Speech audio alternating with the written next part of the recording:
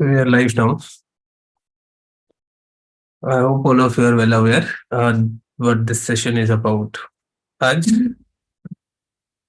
Vision IAS की monthly magazines करेंगे.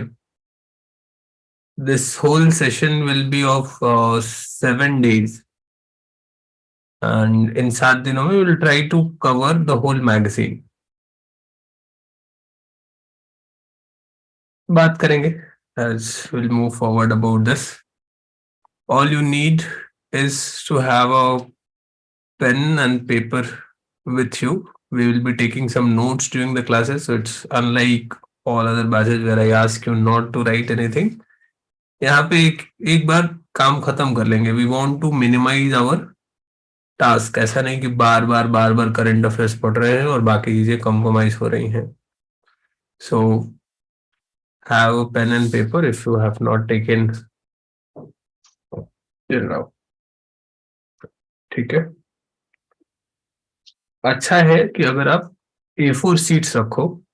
ठीक है, लूज A4 शीट्स रखो ताकि we can arrange them accordingly. जब एक बार एक मंथ का हो जाए तो you can staple it at a place and keep it in a file. बस यही सिस्टम होना चाहिए हर महीने का. क्लास में जो हम लिखवा रहे हैं उसको स्टेपल करो और फाइल में रखो. सो कुछ लोग अभी सो रहे हैं. एक कविता सुनाता हूँ and then we will start our regular class. ठीक है. दिनकर लिखते हैं रश्मि रथी में कि सच है विपत्ति जब आती है कायर को ही दहलाती है. सच है विपत्ति जब आती है कायर को ही दहलाती है. सूरमा नहीं विचलित होते, क्षण एक नहीं धीरज खोते. विघ्नों को गले लगाते हैं, कांटों में राह बनाते हैं. मुख से उफ न कहते हैं, संकट का चरण न कहते हैं. जो आ पड़ता सब सहते हैं, उद्योग निरत नित रहते हैं. सूलों का मूल नसाते हैं, खुद बढ़ विपत्ति पर छाते हैं. सच है विपत्ति जब आती है कायर को ही दहलाती है. सूरमा नहीं विचलित होते, क्षण एक नहीं धीरज खोते. कल हम लोग बहुत मोटिवेशन की बातें कर रहे थे इन पर्सनल मेंटरशिप बैच, और मैंने कहा कि ये जो तैयारी है इसको युद्ध की तरह ही लो. युद्ध शुरू है, तुम you are competing with lack of people, a few will succeed.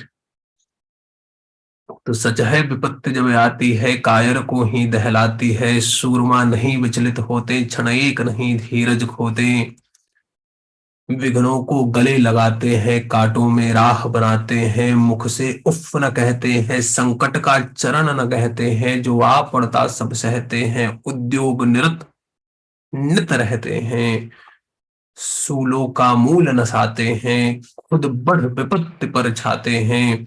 है कौन विघ्न ऐसा जग में, ऐसा क्या है कौन विघ्न ऐसा जग में. टिक सका आदमी के मग में. खम ठोक ठेलता है जब नर पर्वत के जाते पांव उखड़. मानव जब जोर लगाता है, पत्थर पानी बन जाता है. मानव जब जोर लगाता है, पत्थर पानी बन जाता है. और गुण बड़े एक से एक प्रखर.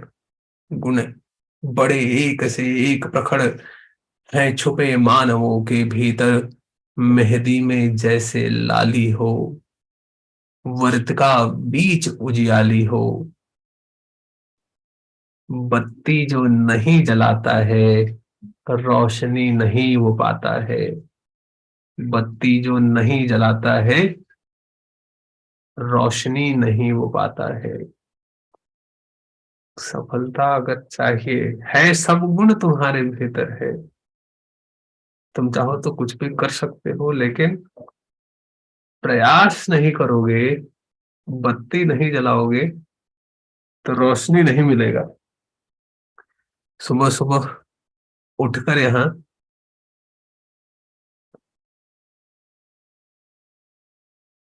आओगे नहीं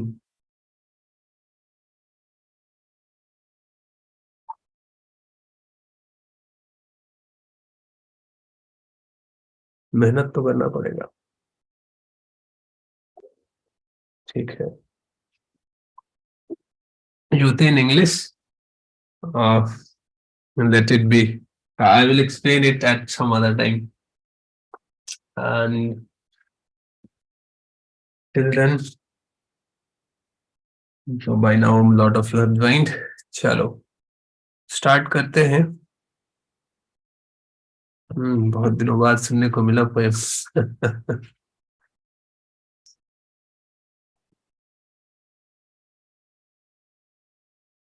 मानो जब जोर लगाता है पत्थर पानी बन जाता है। It's nothing undoable, but you have to take that first step. बत्ती जलाना पड़ेगा, वो तुम्हारे लिए कोई नहीं जलाएगा। ठीक है। That understanding must be there. You can do everything, but you can do everything. No one else will do it for you. बत्ती जो नहीं जलाता है, रोशनी नहीं वो पाता है।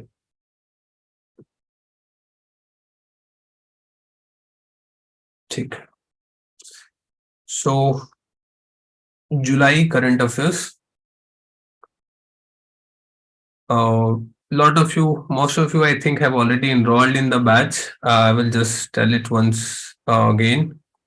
This this is a paid batch which is separate from all other batches. Like whatever batch you are enrolled in, it's not a part of any of those batches. It's a separate batch. The plan is like this. We will start from 7 a.m. early in the morning. We will do it. We'll try to cover at least in the next 3 hours. The aim is to cover Vision IAS monthly magazine in 7 days. So 7 back-to-back classes starting from today. We'll cover the whole magazine. These classes will be very thorough, very detailed. और मुझे लगता है कि अगर इस classes को कोई ठीक से कर ले और आपने स्टैटिक पढ़ ली है तो आपको फिर करंट अफेयर्स के लिए you not need to do anything else, इतना हो जाएगा। ठीक है। और I think all of you know about the fee. You have to pay 499, so one of the cheapest price that all of us agreed upon. So you have to pay 499. You have my UPI number 8368481944. So you should get enrolled to get access for the classes from tomorrow onwards. आज देखते हैं कैसा होता है, कितना समझ में आता है तुम लोगों को और मैं कैसा पढ़ा पाता हूँ। ठीक है। चलो। सो as we were discussing in the previous class, it's very difficult to complete monthly magazines.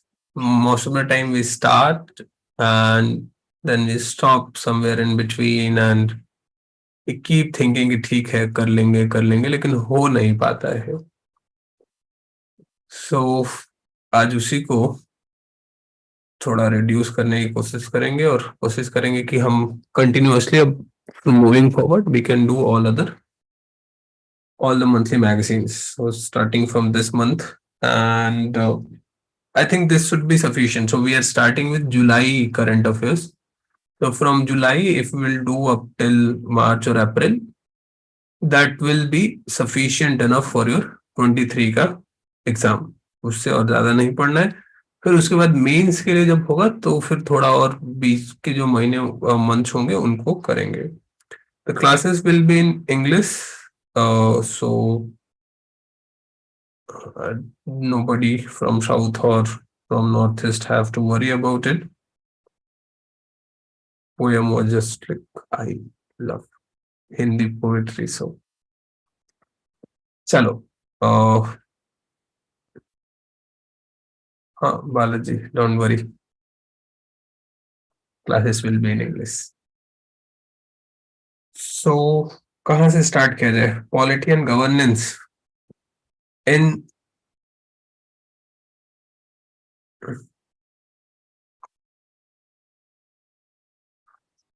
quality and governance, if you will see, I will send you the PDF. If you have not, I will send you the highlighted PDFs as well. But side by side, you have to take notes as well. If you already have the printouts, you can write on the margins of the PDF. If you do not have the PDF, I will send you the PDF. And as I said, you should have a A4 sheet with you. I will be dictating some things. I will try to simplify whatever is written in the magazine. Magazine has a lot of content which is not exactly usable in the exam.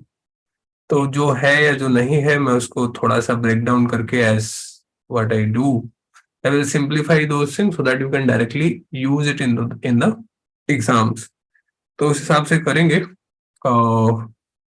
Today we will try to cover up till page number 16. Quality and governance का section आज करेंगे and कल आके फिर आगे करना start करेंगे.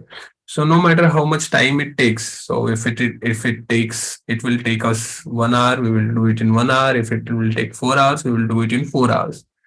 I urge you to be very relaxed, calm, cool. आराम से बैठ जाओ, थोड़ा खाने पीने का सामान लेकर बैठो और ध्यान से आराम से इसको किया जाएगा. ठीक है, आगे बात समझ में. फर्स्ट हेडिंग दो, quality and governance. Quality and governance.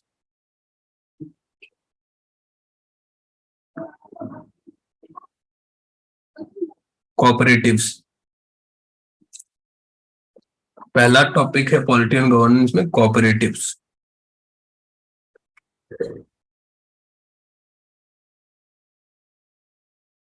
Star mark first point, right. First point, 100th international day of cooperatives. 100th international day of cooperative in New Delhi. In New Delhi. देखो, नोट्स लिखने का एक स्टाइल है. The full sentence is कि 100th international day of cooperative was organised in New Delhi. But I don't think you need to write organised. अगर हम सिर्फ इतना लिखते हैं कि 100th day of international day of cooperative in New Delhi, I think it's well understood to anyone. Last जब तुम कभी भी अपना नोट देखोगे तो तुम्हें समझ में आ जाएगा कि न्यू दिल्ली में हुआ है. ठीक है,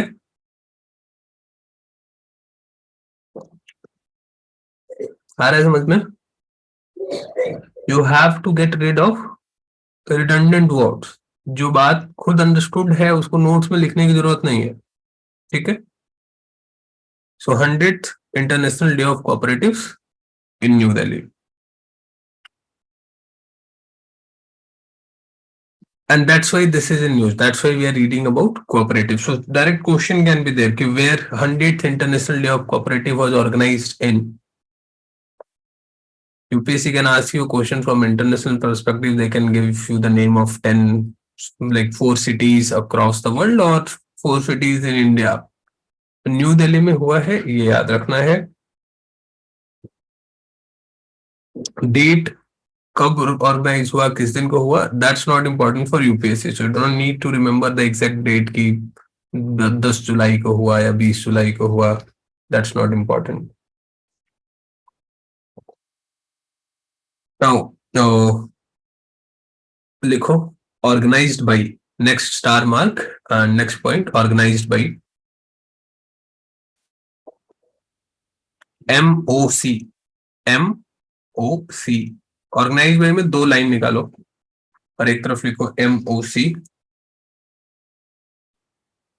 और दूसरा NCUI. MOC and NCUI. Let me write.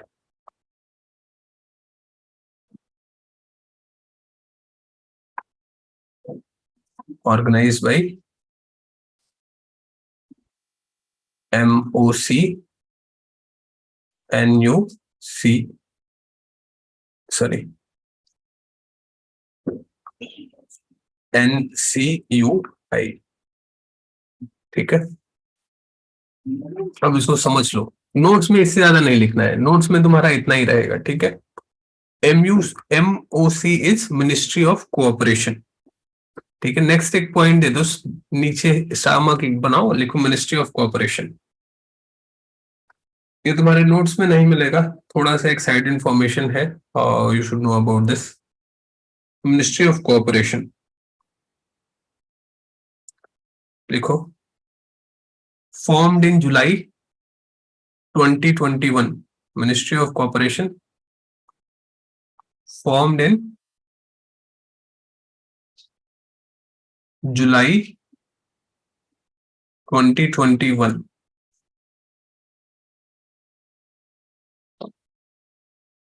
Formed in July 2021, not 21, इस साल नहीं, पिछले साल फॉर्म हुआ था।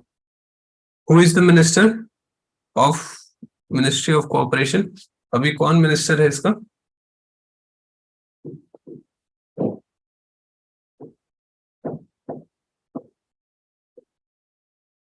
Amit Shah, correct. So this, the minister is Amit Shah at present, although UPSC is not going to ask you this, but you should know. He is the first minister, Ministry of.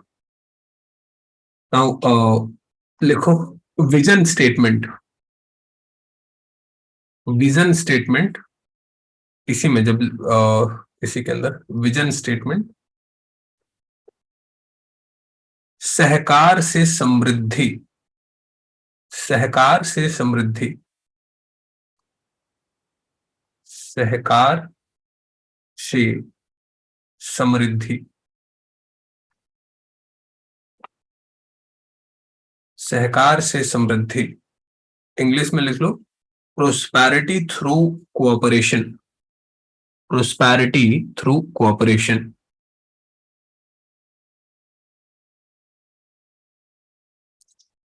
एक और बहुत ही important point है which many of you will make mistake if it comes in the exam is, before this ministry was created, the works related to cooperative societies was looked after by Ministry of, ऐसा question आ सकता है कि which ministry used to look after the issues related with cooperation before the formation of Ministry of Cooperation. Your answer is Ministry of Agriculture. तो notes में बस ऐसा लिख सकते हो, before this ministry of agriculture, बस इतना लिख दो। I think you can understand the meaning of it. Before this ministry of agriculture used to look after this, ठीक है, इतना हो गया। अब थोड़ा सा information you should write about NCUI। NCUI है national cooperative union of India. NCUI इज national cooperative union of India. You can right it, नहीं भी लिखोगे तो काम चलेगा, national cooperative union of India. ये बेसिकली क्या है ना, जैसा नाम सजेस्ट करता है, national cooperative union of India, so it's union of cooperative societies. जितने भी कोऑपरेटिव्स है ना, उनका ये एक यूनियन है, national cooperative union of India. It was formed in 1929। कब बना है? 1929 में। जैसा ब्रैकेट में लिख के छोड़ सकते हो, NCUI फॉर्म्ड इन 1929, ठीक है। नेक्स्ट, अब ये हो गया तुम्हारे लिए information, mostly will be useful in prelims and all, ठीक है। लेकिन मेंस में तुम्हें अगर क्वेश्चन आता है तो देखो, मेंस के आंसर्स में when you are writing any answer in mains, you need two things. Two things should be on your tips, on your tongues. First, the current affairs. Like if there is a question on cooperative, You can directly start with this. The 100th International Cooperative Day was organized in New Delhi, and in this context, this question has been asked, or this question is important. तो इस तरीके से तुम start कर सकते हो question क्यों पूछा गया है you can give a present context of that question if you do not know this present context, let's suppose somehow you have missed this article or you do not exactly remember.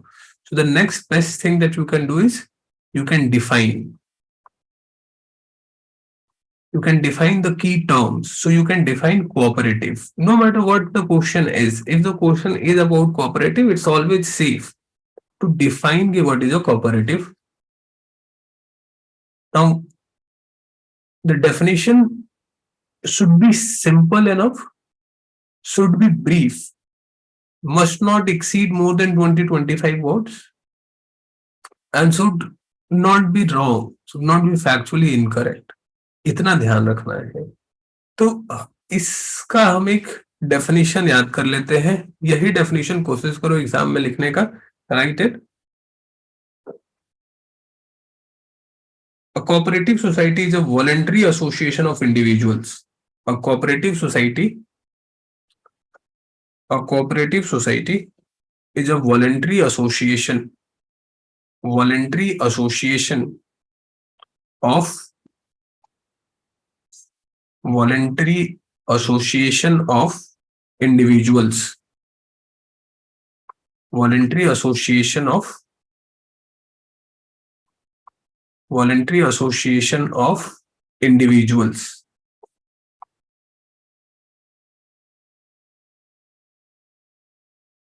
Voluntary association of individuals for achieving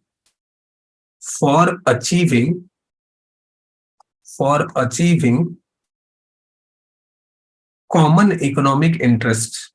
For achieving common economic interest. हो गया. For achieving common economic interests. क्या मतलब हुआ? Cooperative organisation में people join it voluntary. कोई force नहीं कर सकता है कि it's not a by force, it's not a job जहां तुम्हें परीक्षा देके ज्वाइन करना होगा. If you want to join you can join. It's a voluntary association of individuals and their aim is कि somehow they want to achieve a common economic interest. What if this economic interest can be selling their products at higher price or manufacturing something वगैरह वगैरह. इस तरीके के इनके economic interest हो सकते हैं. उसको अचीव करने के लिए वॉलंटरी एसोसिएशन. कितने वर्ड्स हुए हमारे इस डेफिनेशन में बताना. Count the number of words, please.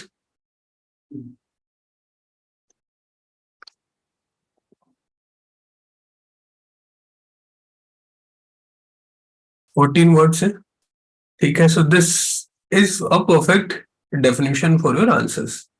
Cooperative society is a voluntary association of individuals having or individuals for achieving common economic interest. अब I think we have discussed about this in one of the NCERT classes about how cooperative work, how they hire people. Can anybody name some cooperative organizations that you know about? कुछ cooperative organisation बताओ जो famous हैं. बड़े organisation. Amul. Perfect. So Amul is one of the most famous, one of the biggest cooperative organizations. But other than Amul, there are many more. बहुत सारे और हैं जिनके बारे में हम नहीं जानते हैं. And they are like really big. They do a lot of things in various fields. तो overall cooperative sector is a very vast and big sector.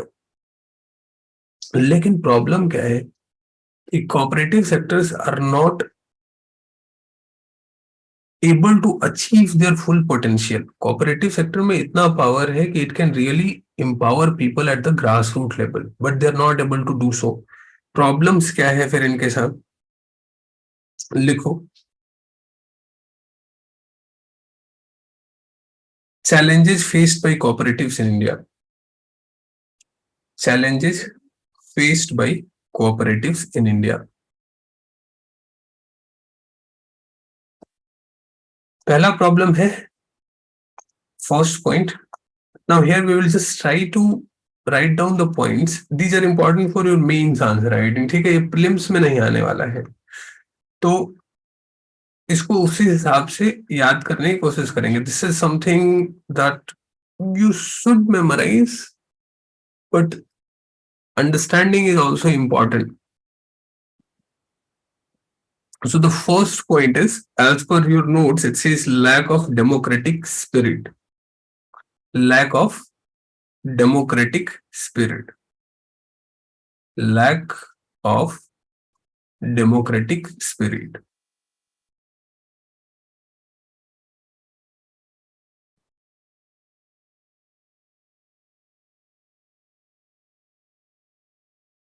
देखो,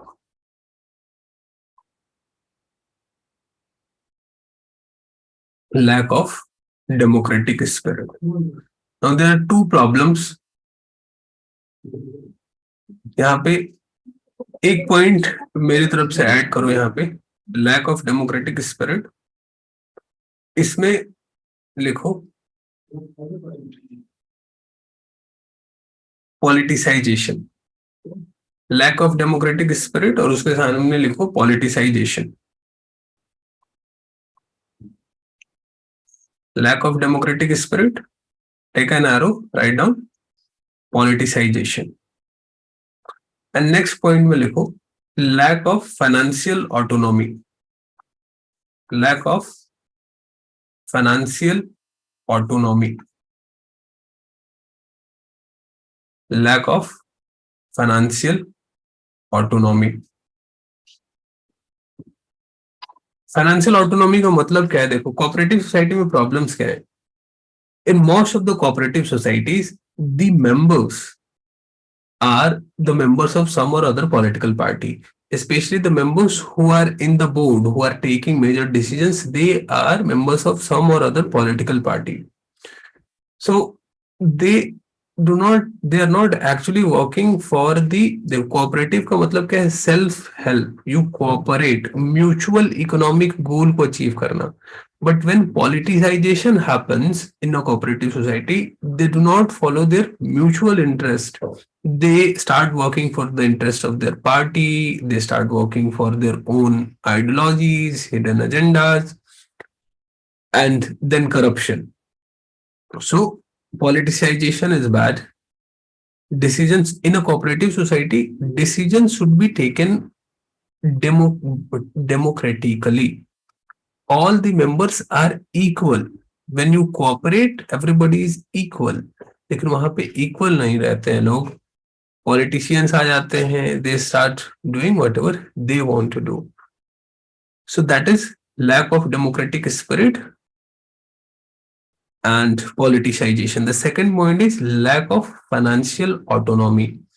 See, most of these cooperative organizations, they depend for the money, they depend upon some or other government finances.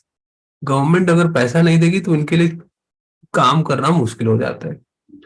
So because government is not providing, because they do not have their own financial resources, they depend upon the government. When they will depend upon the government, they will have to manufacture, produce or sell things as the government tells them.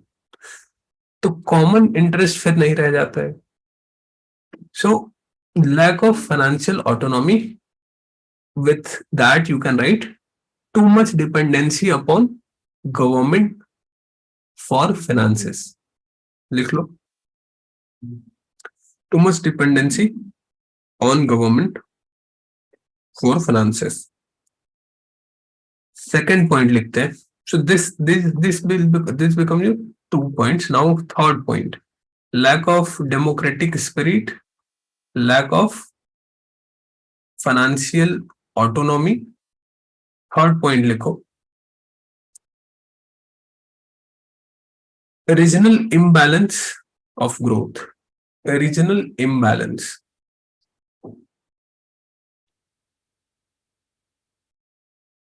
Regional imbalance. Regional imbalance.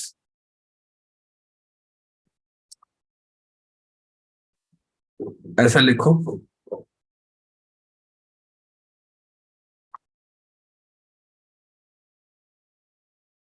High in Gujarat and Maharashtra, poor in Bihar, West Bengal,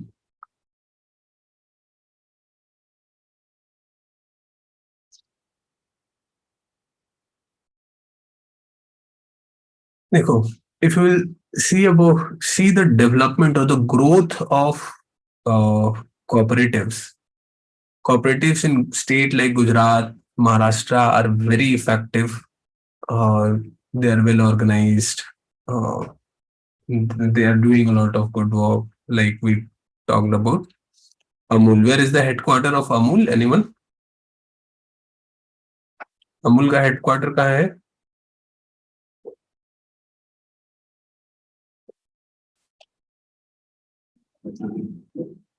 Gujarat तो ठीक है, state, district, place, very famous place known for this, Vadodara भी ठीक है, but Anand, yes, तो आनंद में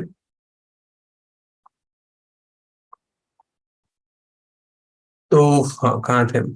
तो ये रीजनल इम्बैलेंस हो गया, high growth in Gujarat and Maharashtra, poor in states like Bihar. So एक ऐसे भी देख सकते हो, ईस्ट वेस्ट डिस्ट्रीब्यूशन डिफरेंसेस देखने को मिलता है. In western India, in most of the states it's good, in eastern India it's very poor. So regional imbalance is a challenge. Third point, third हो गया, फोर्थ पॉइंट लिखो,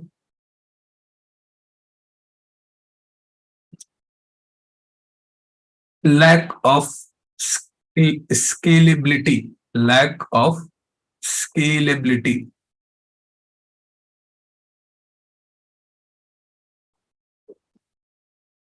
Scalability. Scalability का problem क्या है? देखो, most of these organizations, these cooperatives are operating at a very small scale. They are operating at a small scale.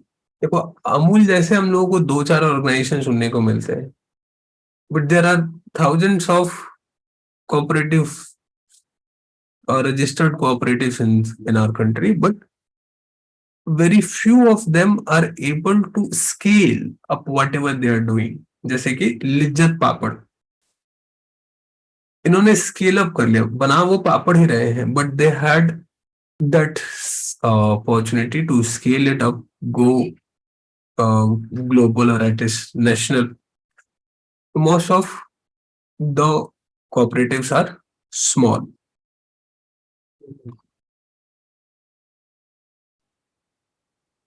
इसके साथ ऐसा लिख सकते हो, लैक ऑफ स्केलेबिलिटी में फिर रिड्यूस्ड प्रॉफिट्स. अगर स्केलेबल नहीं है तो ज्यादा प्रॉफिट नहीं आएगा, बहुत लिमिटेड रहेगा.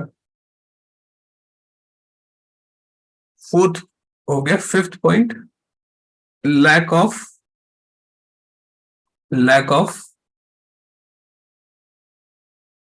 Human resources. Lack of human resources. Lack of human resources. याद है, in NCERT classes we have been discussing कि these cooperatives, how do they work? The farm, let's suppose a farmers collective is there in Gujarat. Now these farmers do not know how to process the milk, which equipment is best for treatment of the milk, where to sell them, what should be the cost that should be paid for the transportation, how to get the best bid for the transportation. For that, you need skilled people, managers, workers who can work for you. Cooperative ऐसा नहीं, cooperative does not mean कि every person has to go there and put their manual labor. वैसा नहीं कि चलो सब मिलकर आज घर बनाते हैं. They are in effect like an owner of the business, and they hire whatever required skill they want to hire, they will hire. लेकिन अगर sufficient skill वाले लोग मिल ही नहीं रहे हैं, then what will you do? So adequate human resource नहीं मिलता है.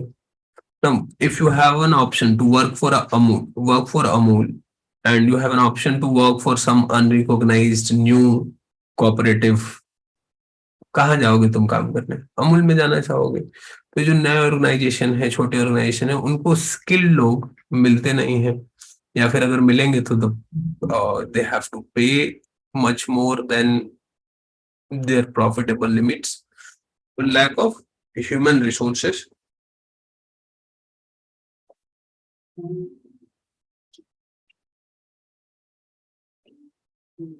सो उसके साथ एक पॉइंट जोड़ सकते हो, बिकॉज ऑफ देखो मेंस में ना, if you will just write lack of human resource, this will not reflect very good on your skills. ठीक है, जो भी लिख रहे हो you should add a supportive statement with that. कुछ ना कुछ एक एक्सप्लेनेशन होना चाहिए. तो lack of human resources, if you have some data and all, well and good. नहीं है तो you can simply write it here. So lack of human resources side by side लिख सकते हैं. Leads to reduced professionalism. Reduced professionalism.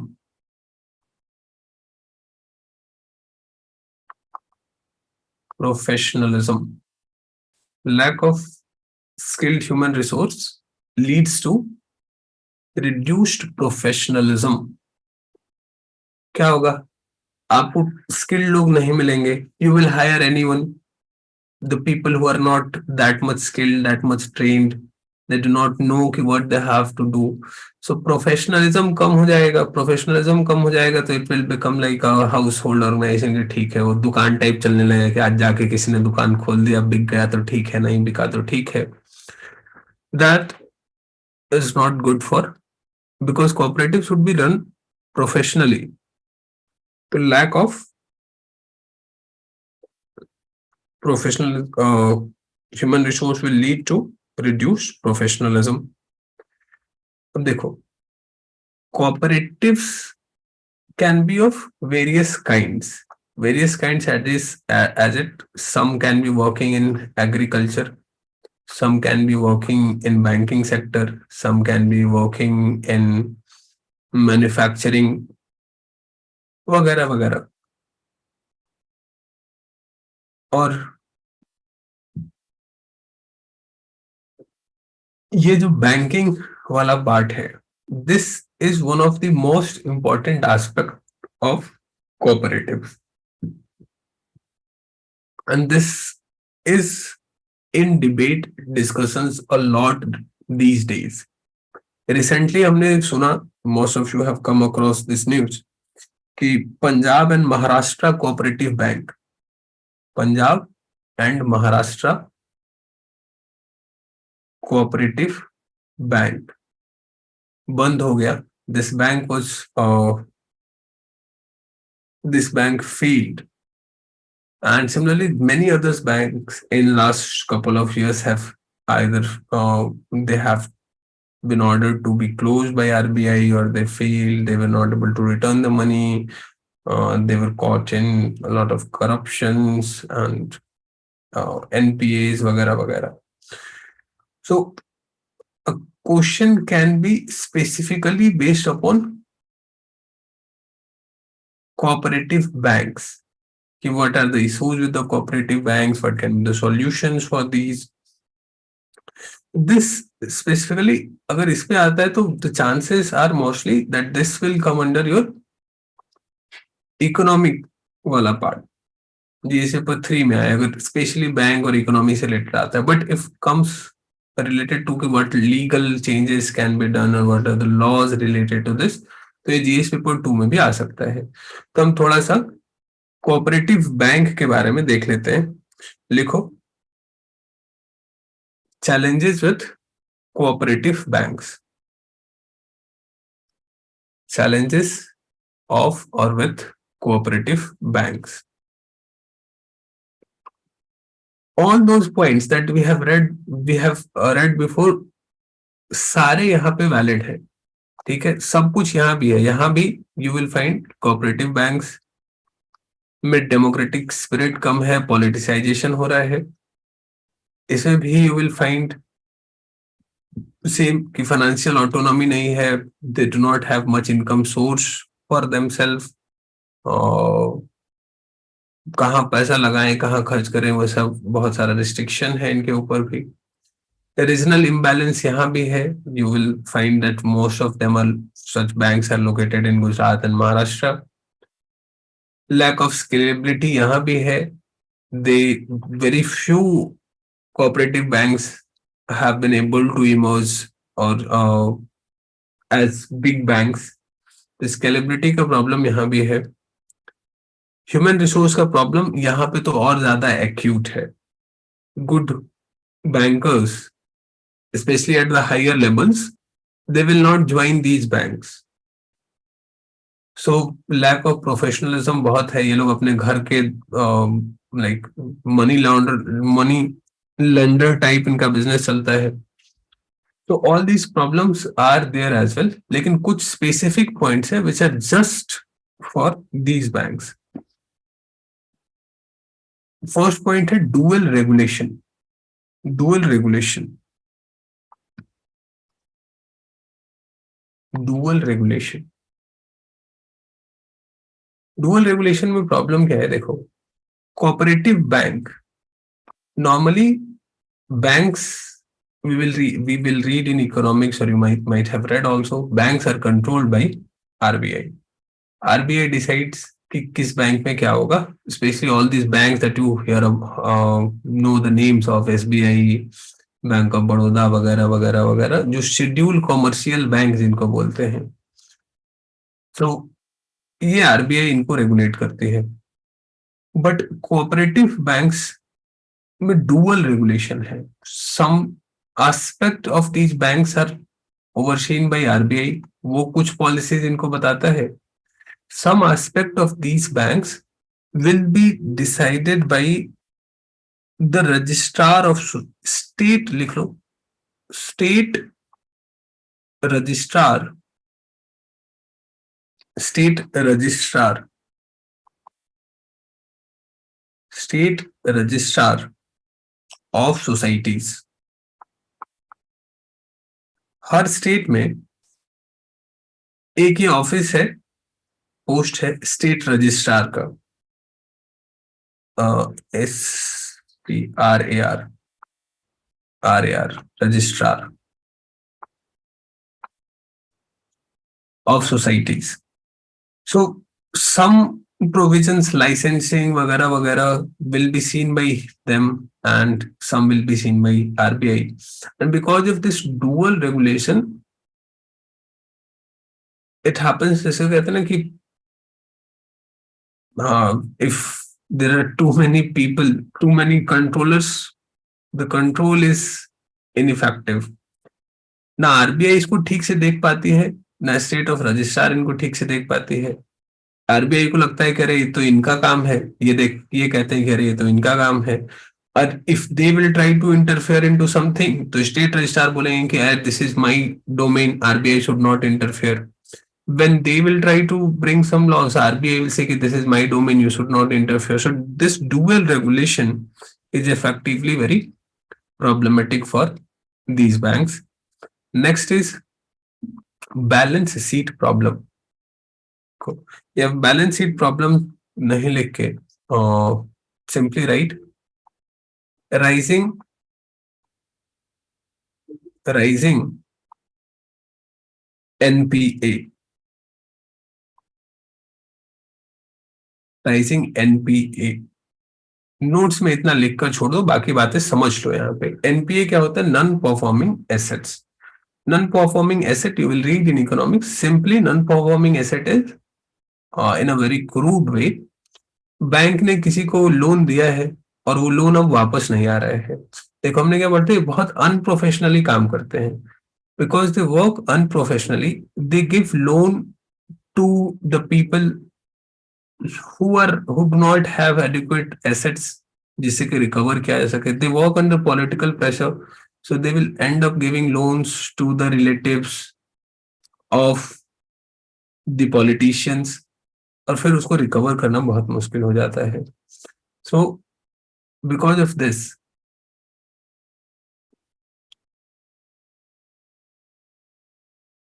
they are not able to recover the loans that they have given, और इसलिए NPA का problem बहुत बढ़ता जा रहा है। You can right a data here,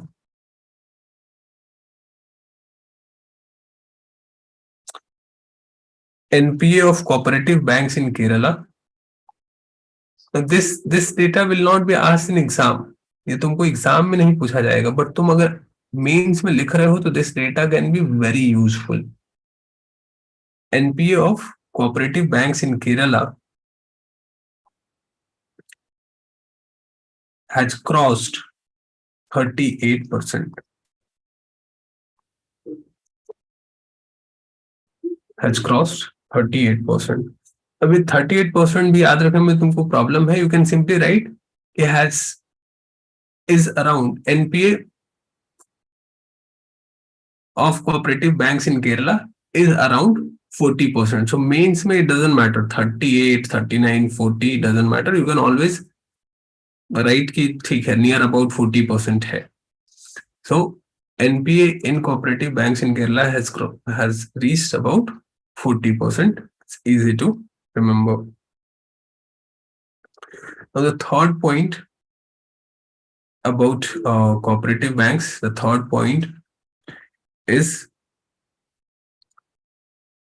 governance issues. Governance issues. Governance issues.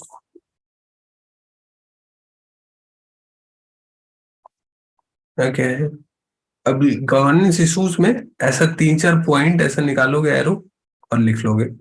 Governance issues में lack of modern banking practices, lack of modern banking practices, lack of digitisation, lack of modern banking practices, lack of digitization,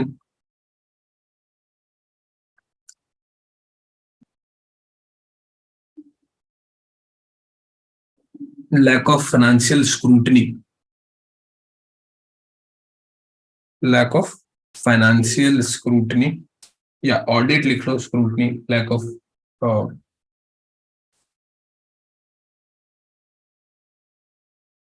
और ineffective audit, ऐसा लिख सकते हो। तो ये problems है इसके साथ, ठीक है? समझ में आ रहा है?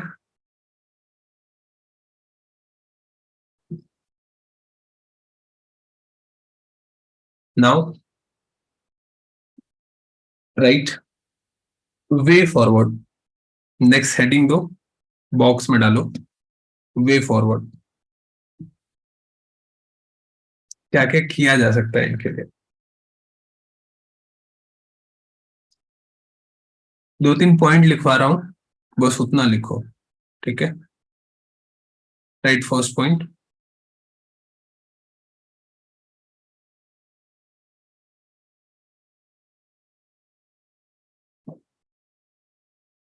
गवर्नेंस इशूज में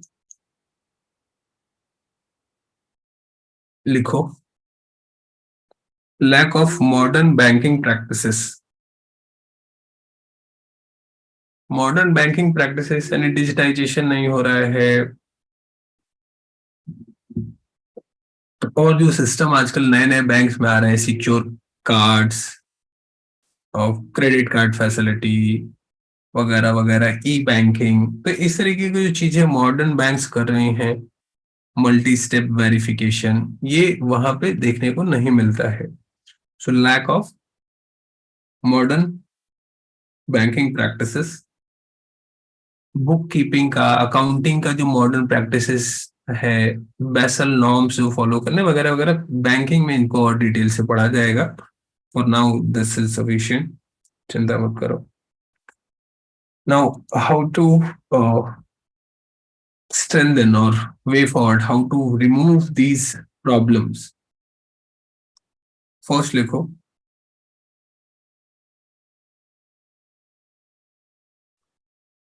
bring cooperative societies under RTI act. पहला सॉल्यूशन क्या कर सकते हैं, सॉल्यूशन और way forward. First is RTI act.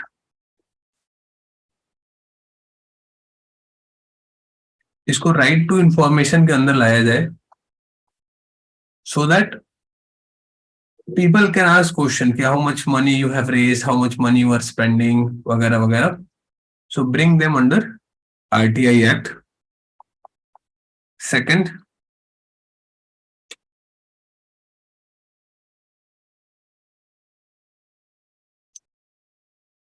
Mandatory लिखो, मैंडेटरी और mandating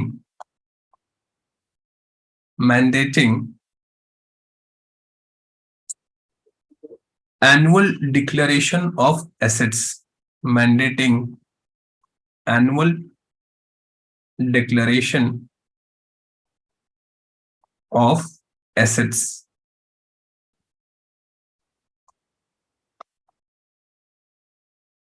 mandating annual declaration of assets.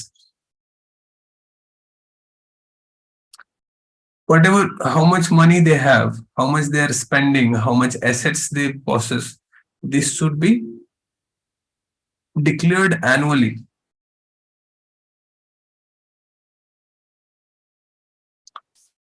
Next, third point लिखो, creation of multi-purpose societies। creation of multi-purpose societies। देखो, challenges में हमने क्या पढ़ा था, lack of scalability, they are not doing something which can be scaled at a bigger or higher level। So what is the solution? The solution is that you create societies which are doing a lot of things. They're not just limited in a small sector, so that they can increase their profitability, they can do a lot of work and probably can expand also later in their life। So creation of multi-purpose societies।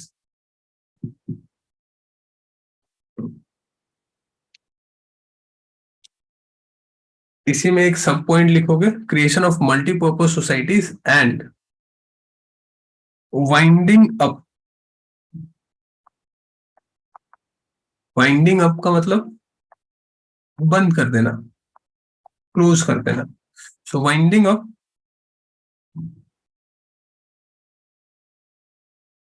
और merging,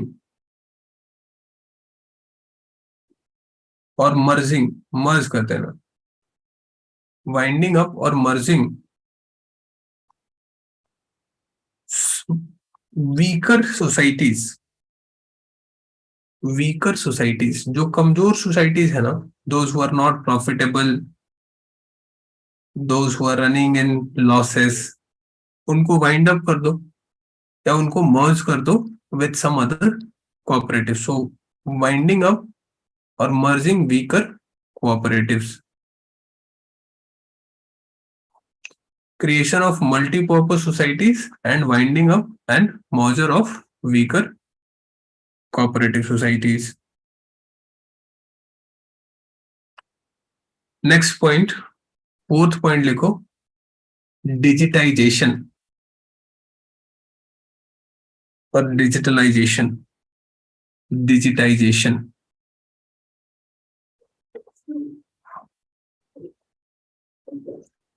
Digitization. E-banking.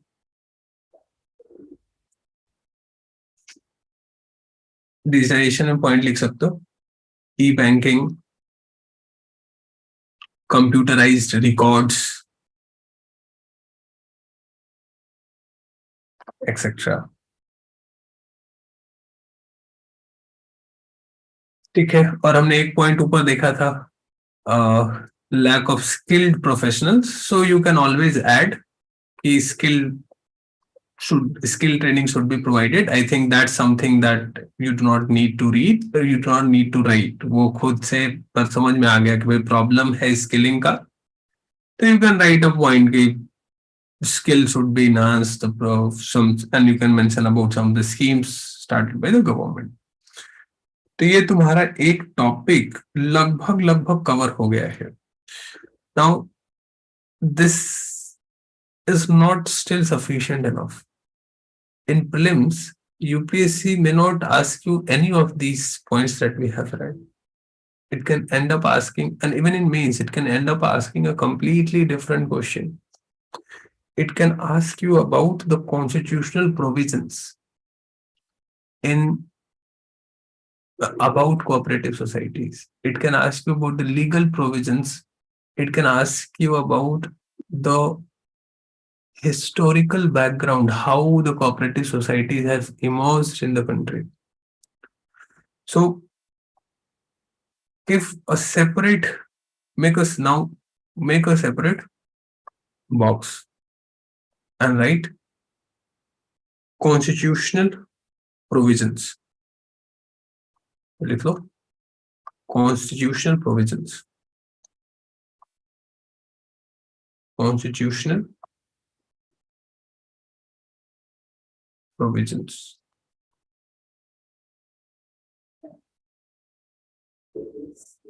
Pen आज ठीक से नहीं चल रहा है. Constitutional provisions. First point लिखो.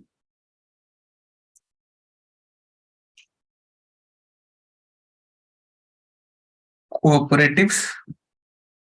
ऐसा मैं अगर नोट्स में लिखता, तुम इस बात को समझ लो. I think all of you understand कि what is seventh schedule. Seventh schedule of constitution क्या है, किसी को पता है?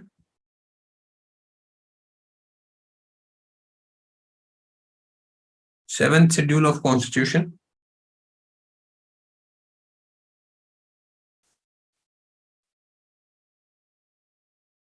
क्या है? सेवेंथ शेड्यूल में क्या पढ़ते हैं हम?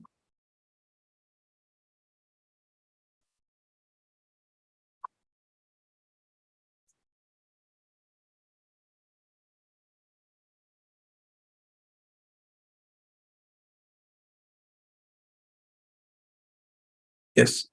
So in the seventh schedule of the constitution, basically the power of the center and state has been decided, and it talks about three kind of lists: union list, state list and concurrent list. इसमें ये बताया गया कि भाई union, जो चीजें union list में है, union government can make rules on that. The things which are in state list, state can make rules on that, and the things which are in concurrent list, both can make laws on that. So cooperative societies are under state list. Now there is a confusion here. We started with MOC, Ministry of Cooperation, which is a union ministry, but cooperatives fall under the state list. So how can central government make laws or make ministry for this? So last year when Ministry of Cooperation was formed, many states objected to the creation, or many legal constitutional experts says that this creation of MOC, Ministry of Cooperation, is not constitutionally valid.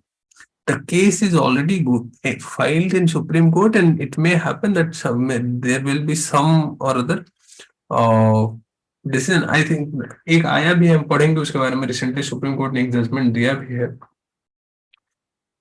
तो ये MOC जो है state के list पे central law बनाने की कोशिश करे which violates the federal structure of our country. Federal distribution of जो पावर है उसको वायलेट करता है। ये क्रिटिसिज्म है इस ऑर्गेनाइजेशन का। तो पहला पॉइंट क्या लिखना है, 7th शेड्यूल में this is under state list. Next point,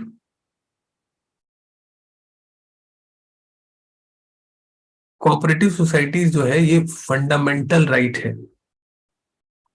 formation of cooperative society is a fundamental right. Government can not stop you from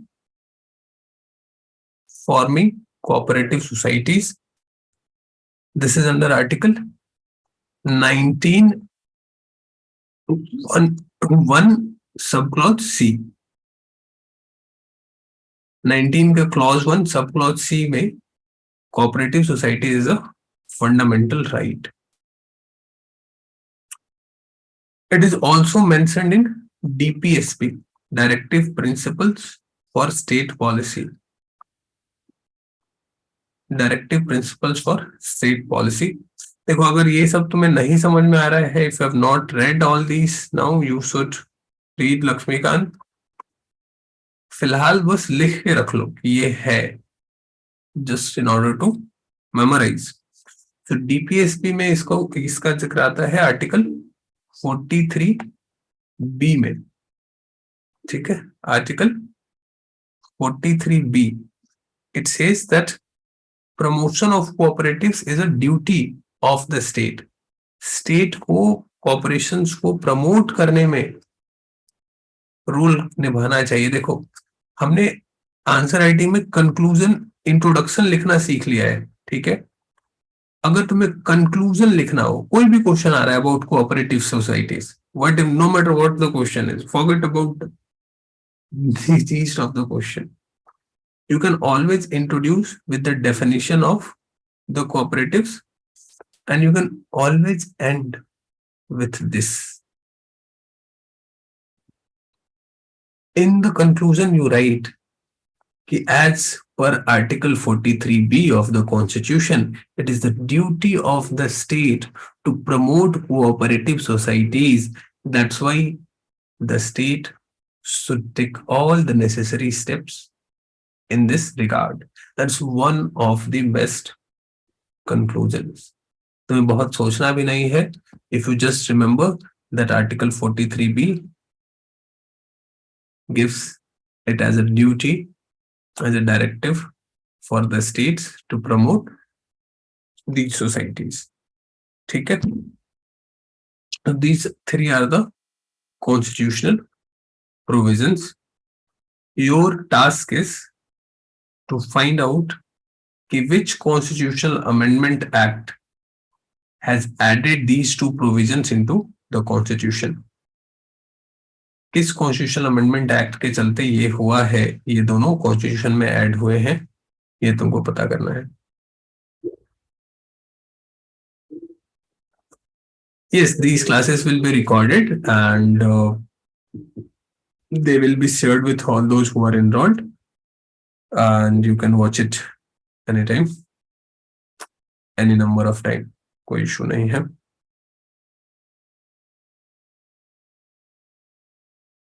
The question is, which constitutional amendment act leads to the addition of these two clauses into the constitution? Anyway, now ठीक है, चलो अभी supreme court में जब ये case गया था ना, मैं थोड़ा सा क्लैरिटी यहाँ पे तुम लोगों को दे दूं। when Ministry of Cooperation was created, many of the states and many of the civil society members went to Supreme Court and they said कि देखो ये तो state list का बात है, why center is creating such a ministry? Supreme Court ने कहा कि there are cooperative societies which are operating in multiple states, जैसे कि अमूल है. So although Amul is based in Gujarat, but it's not just a Gujarat-based company now. It operates in almost all the states across the India, even in foreign countries. So अब अमूल को कौन regulate करेगा? सिर्फ गुजरात सरकार regulate करे तो that will not be fair. There are many banks also, cooperative banks, which operate in many states. वो महाराष्ट्र का है, but it's also operating in some states of Karnataka, some districts of Karnataka or some districts of Gujarat. तो इसको बोलते हैं multi state cooperative societies. क्या कहते हैं? Multi state cooperative societies. इसके लिए सुप्रीम कोर्ट ने कहा कि you need a union law और union ministry to cooperate this and that's why the formation of MoC is not unconstitutional. ठीक है. हाँ अंशिता ठीक है. We have those who have attended the Laxmikanth classes. I have given you a mnemonics to memorize the constitutional amendment acts. वहां पे तुमको याद होगा 7 is heaven. याद आ रहा है वंशी? 7 is heaven and heaven is cooperative societies. So this provision was added by cooperative societies.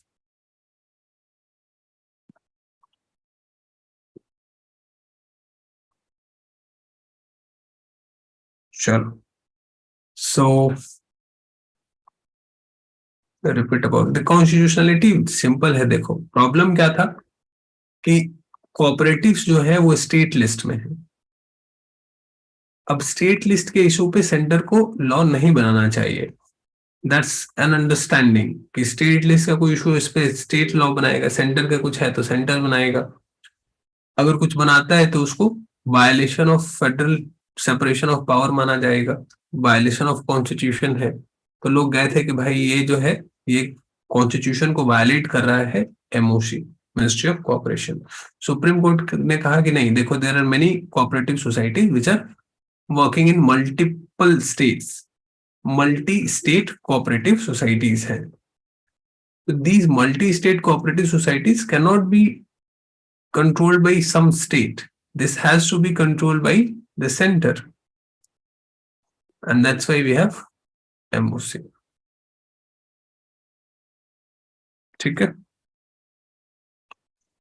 चलो.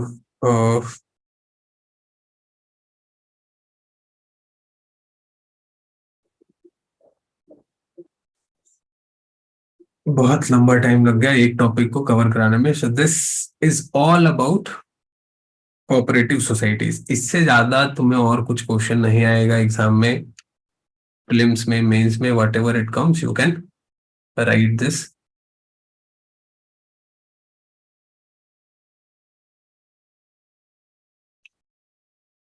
Ansita, don't worry. You need to read a little bit of polity first. I think you have not read polity yet. थोड़ा सा polity पढ़ो. Try to understand what is fundamental right, what is DPSP.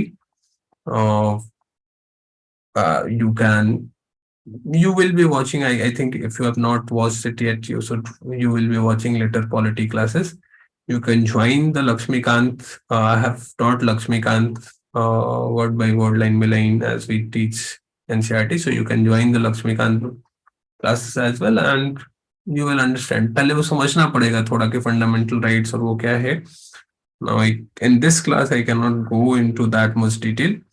DPSP का मतलब ही यही है कि directive principles, state को क्या क्या करना है. whatever is in DPSP, it's a directive for the states कि they have to do this. ठीक है. और whatever is in fundamental rights, it says कि these are the things that state cannot do डू। वो एक तरीके से नेगेटिव है कि ये तो नहीं करना है। जैसे कि कोई कोऑपरेटिव सोसाइटी बनाए तो उसको स्टेट मना नहीं कर सकते। You can not restrict state from forming a cooperative society. Oh, sorry, you cannot restrict an individual or group of individual from forming cooperative society। तो वो फंडामेंटल राइट्स और डीपीएस। नेक्स्ट टॉपिक, आगे बढ़े। कैसा लग रहा है, समझ में आ रहा है कुछ, अंतर कुछ लग रहा है? Reading on your own and doing it in the classes, some of you have might have tried reading this on your own। कुछ फायदा लग रहा है?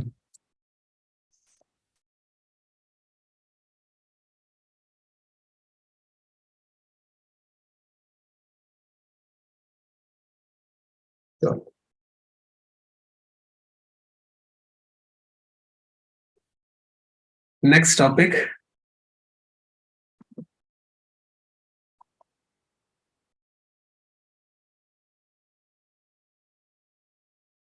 नेक्स्ट टॉपिक डाल लो, right to be forgotten. Right to be forgotten, second topic of the day, right to be forgotten।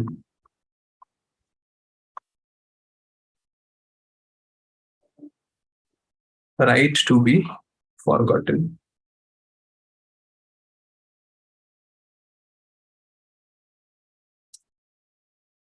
तुम्हें भूलना तो चाहा लेकिन भुला ना पाए।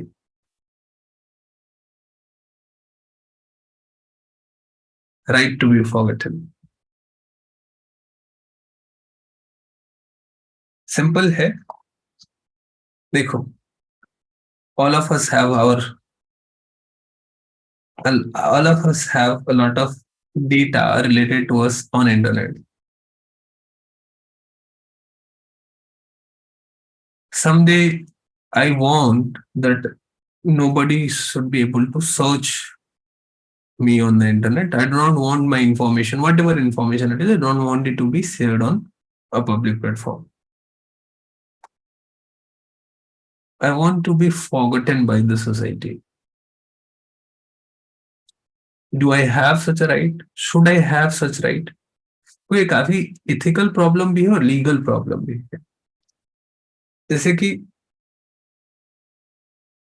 कोई मर्डरर है, he has done a murder। कोई रेपिस्ट है, has done a rape। और somebody is caught in some minor crime। जैसे कि मान लो कुछ दिनों पहले ऐसा हुआ कि ऐसे इंसिडेंट होते रहते। कल परसों का तुमने एक वीडियो देखा होगा, there was a lady caught in, this is now behind hours, she was recorded abusing a person। now let's suppose she is punished for whatever she has done। 3 महीने, 4 महीने, 6 महीने, 1 साल की सजा हो जाए, फाइन हो जाए, that's over। but now because that video will always be there on internet, maybe she is really sorry for whatever she has done, but now she cannot remove those videos from the internet। they will be there आज कल, आज से 50 साल बाद, and probably she will be ridiculed for that one video। तुम्हें क्या लगता है, whether she should have the right that all those videos which are circulating on the internet should be brought down and removed, और should be leave it there कि नहीं भाई तुमने गलती की थी, तुम्हें परपेचुअल सजा मिलनी चाहिए? तो यही पूरा मामला है। अभी आया क्यों है ये रिसेंट इंसिडेंट क्या है? सुप्रीम कोर्ट ने कहा है Supreme Court has directed its registry to remove the details of a couple from search engines and internet. देखो सुप्रीम कोई केस होता है ना, if some case is filed in the court, you can always search for it, look for it, कि what happened in this case, what happened. Nowadays, a lot of files are on internet. एक बार एक issue हुआ recently, कुछ दिनों पहले, we were discussing in the newspaper classes. There was a man, an Indian person who was working in Canada. He was a Canadian citizen actually. IOC लेकर वो India Indian origin का आदमी था. He had come to India for some travel tourism also, and he was caught in some act like selling marijuana और कुछ ऐसा, उस पे एक false केस चला था. He was acquitted in that incident, but there were many articles published in the newspaper about him. So now, whenever he goes, he apply for a job in Canada, the employer search for his name on the internet, and those search results, a man is caught for this, a man is caught for that, comes up in the search result on the very top. कोई भी उसको नौकरी ही नहीं दे रहा था. तो फिर India आया, he filed a case that all these sites, all these news should be brought down. वो उसकी जिंदगी फिर बेकार हो गई. He cannot do anything because of a false case. तो right to be forgotten is very important right. तो ऐसे ही एक कोई कपल है, they now have reach to the supreme court and they said कि देखो हमारा जो मामला था वो सेटल हो चुका है. Now, because there are many articles related to this in the newspapers, on internet, in the registry of the Supreme Court, we want to forget that and we want world to forget about that case, but we are not able to. तो supreme court ने कहा कि ठीक है भाई, इसको हटा लिया जाए. Now, right to be forgotten comes under right to privacy. मैं कैसे रहूंगा, क्या करूंगा, ये मेरा अपना अधिकार है. राइट टू प्राइवेसी के अंदर आता है right to be forgotten. So with this directive, supreme court ने जब बोला कि it should be remove, so we can effectively say कि supreme court has expanded the meaning of right to privacy, and now right to privacy also include right to be forgotten. तो question क्या आएगा exam में? Question simply आ सकता है कि right to be forgotten is a fundamental right, legal right, judicial right, constitutional right, non constitutional right, ऐसा ऐसा option आएगा. So because right to privacy is now a fundamental right. Right to privacy is a fundamental right. If you do not know, you should know. Because right to privacy is a fundamental right, and right to be forgotten is a part of the right to privacy. Right to be forgotten also becomes right to becomes fundamental right. ठीक है.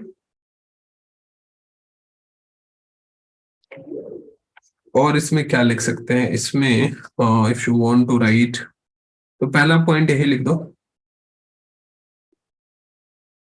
ऐसा एक circle बना लो, simple.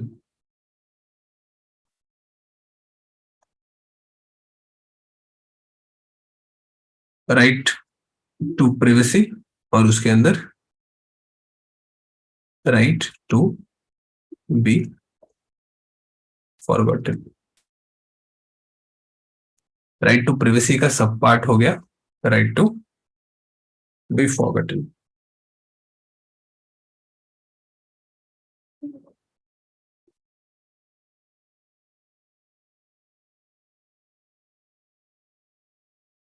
देखो, लेकिन इसमें थोड़ा सा अंतर है, इसको भी समझना चाहिए. राइट टू प्राइवेसी मीन्स कि something which is private that should not be made public. ठीक है. तो मैं क्या खाता हूं, मैं कैसे सोता हूं, वो मेरी प्राइवेट चीज है, उसको पब्लिक नहीं बनाया जाना चाहिए. वो है right to privacy. Right to be forgotten क्या है कि what is something which is already public, that should be removed, that should be made private. उल्टा काम कर रहा है। ठीक है, सो लिख सकते हो right to be forgotten, RTBF,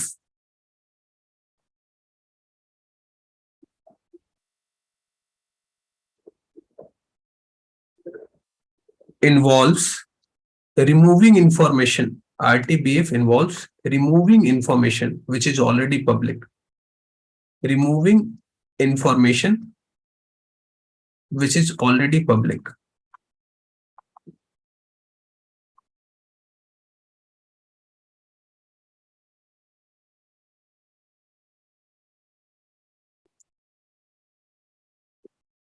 And ठीक है, इतना रहने दो।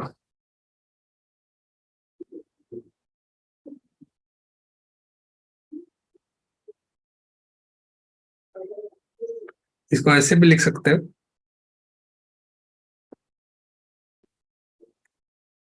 right to be forgotten is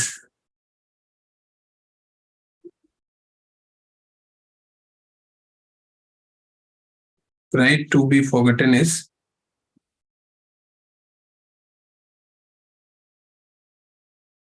the to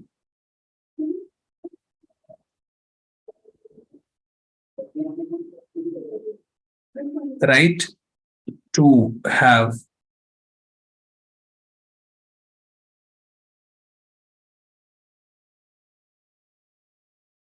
right to have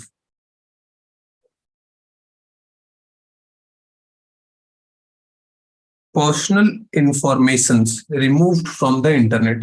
Right to have personal informations removed from the internet. Removed from the internet. Removed from the internet.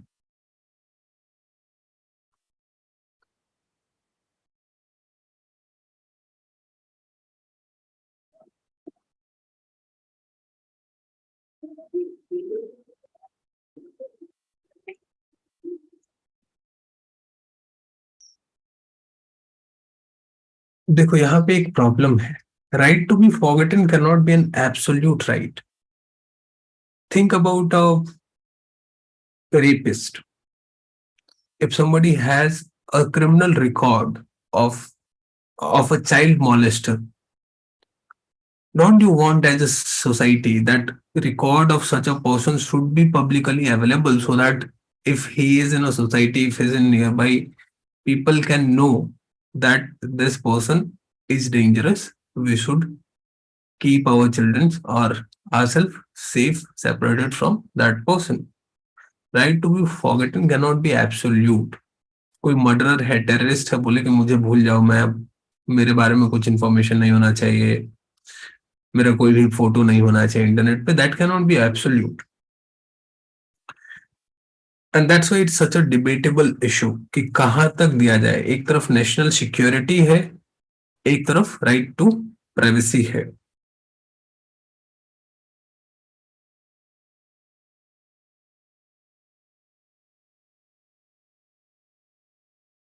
लिखो points in support of right to be forgotten. Points in support of right to be forgotten, क्यों दिया जाना चाहिए right to be forgotten.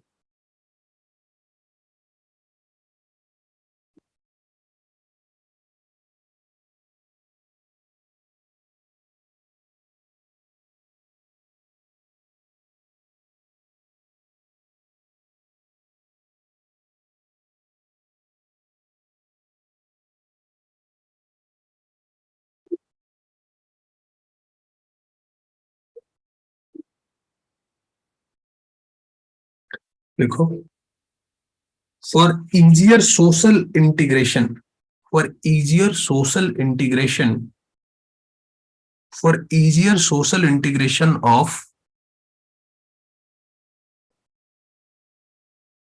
for easier social integration of erstwhile, erstwhile, erstwhile,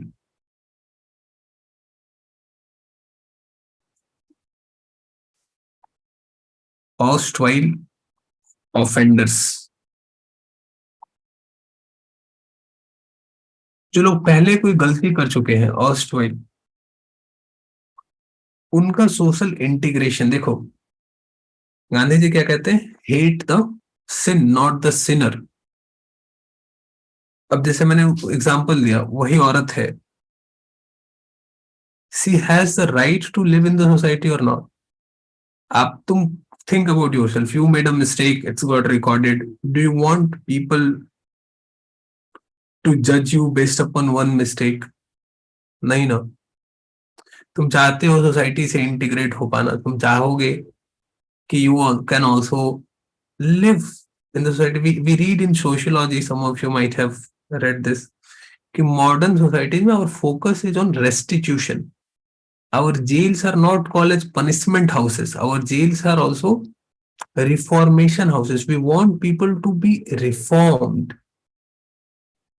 इसलिए criminals का भी rehabilitation होता है. We want people to get united with the society again. लेकिन अगर इस तरीके का इंफॉर्मेशन पब्लिकली अवेलेबल रहे, they will never be able to get integrated with the society. So this is necessary for easier social integration of erstwhile offenders.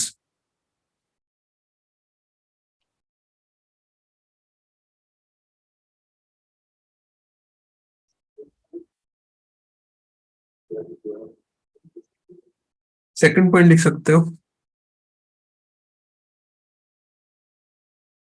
many modern societies or countries like European Union, Russia,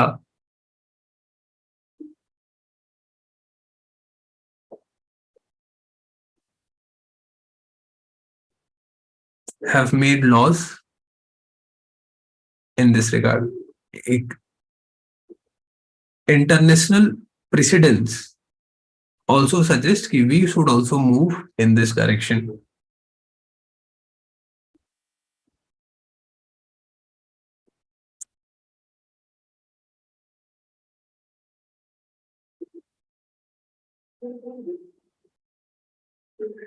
India लिखो, situation in India, situation in India.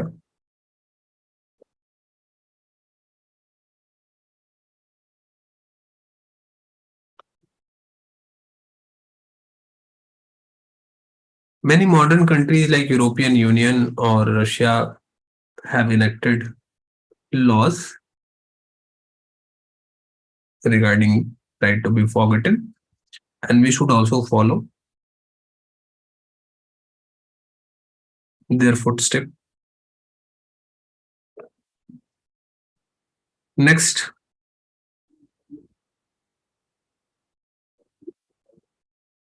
in India, there is no law as of now till today. There is no law for right to be forgotten. So लिख लो, बस एक line लिख लो, no law. इतना काफी है तुम्हारे समझने के लिए. No law.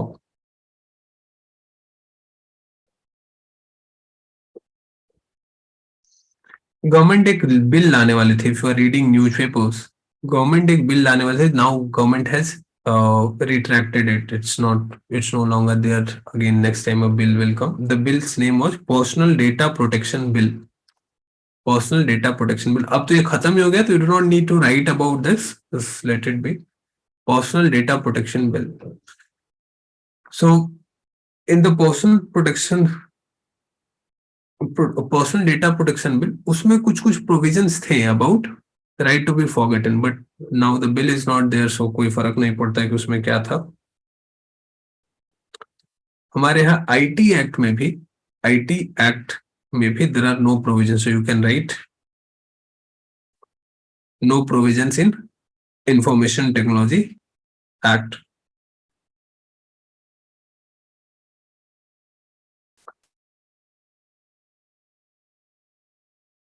सुप्रीम कोर्ट इसको रिकॉग्नाइज करता है, हमने देखा पहले ही। लेकिन सुप्रीम कोर्ट कहता है कि there should be certain reasonable restrictions. ये राइट टू बी फॉरगेटन है, लेकिन सबको नहीं है। अब देखो, ये लिखने की जरूरत नहीं है। I think you can understand this and you can keep this in mind, some of the points. Exam में ऐसा कोई स्पेसिफिक क्वेश्चन नहीं आएगा, तो कुछ पॉइंट्स तो याद रख सकते हो, जैसे कि क्या क्या हो सकता है। Right to freedom of speech and expression. I am a journalist, suppose I am a journalist, I am not, but if I am a journalist, I have discovered that somebody is doing something which is wrong for the society, or I think that people at large should know about this. So कोई मुझ पे restriction नहीं डाल सकता है कि नहीं नहीं, तुम, ये तो मेरा पर्सनल इंफॉर्मेशन है, you do not write about this. अभी मान लो कि नीरव मोदी पैसा लेके भाग गया और वहां जाके वो बोले कि इट्स माय पर्सनल राइट कि in which country I am, you should not write about this, I have the right to be forgotten. नहीं चलेगा। So exercise of freedom of speech and expression के साथ उसको बैलेंस करके देखना पड़ेगा। If there are some legal responsibilities, government के पास अगर ये कुछ लीगल रूल्स हैं कि you have to publish the name of such people, जैसे कि बैंक, मान लो कि you are a wilful defaulter, you are not paying the loans of the bank, then the bank will disclose your name, publish your name, that this person's property will be uh, auctioned. तो उस समय तुम नहीं कर सकते भाई, it's my personal information, you do not do this because it's a legal responsibility, government has to do और banks will have to do. अगर कोई ऐसा इंफॉर्मेशन है which is in public interest, like I gave you the example of a rapist or a terrorist roaming around in your city, you want to know about this. So if the information is of public interest, तो आप बोल नहीं कर सकते हो कि I have the right to be forgotten.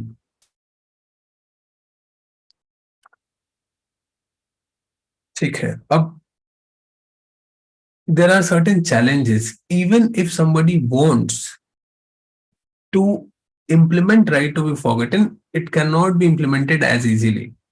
लिखो, issues with right to be forgotten. Issues with right to be forgotten. RTBF. Problem क्या क्या है? Even if somebody tries, the data is so much scattered. आज अब मान लो वही video हटाना है, कल वाला परसों वाला जो वीडियो आया उस और लड़के का, उसको हटाना है। Now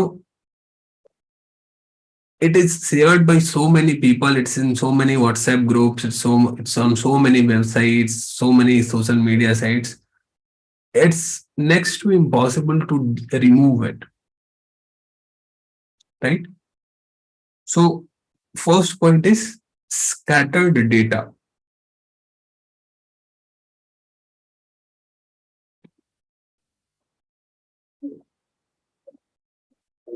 Favor of right to be forgotten में major point, Anika के how many points you mentioned? मैंने मेंशन किया कि सोशल इंटीग्रेशन के लिए जरूरी है। मैंने मेंशन किया कि there is a precedence, international precedence, so that's why we should do it. One more point that you can include side by side कि supreme court also have recognized this. तो हम 3 पॉइंट लिखेंगे कि ये क्यों जरूरी है as a part of the right to privacy, and Supreme Court has recognized it as a part of right to privacy. तो 3 पॉइंट हम दे सकते हैं कि सबके पास ये होना चाहिए, क्यों होना चाहिए। और बस। हाँ, तो इश्यूज में the data is very scattered, it's very difficult to delete or remove from multiple platforms. Uh,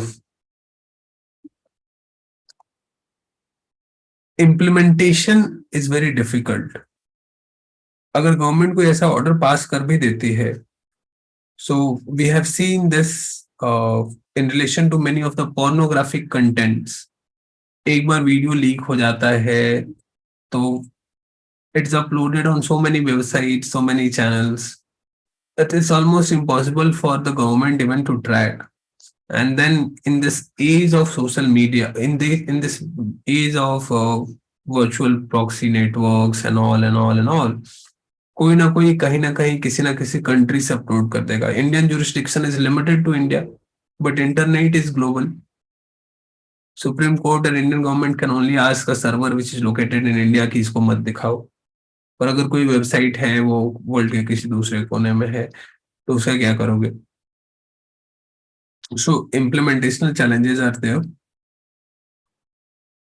There is always a chance of re-emergence. Some old videos are already in this time. We see कि कोई बहुत पुराना video अचानक से viral हो जाता है. So re-emergence is a problem.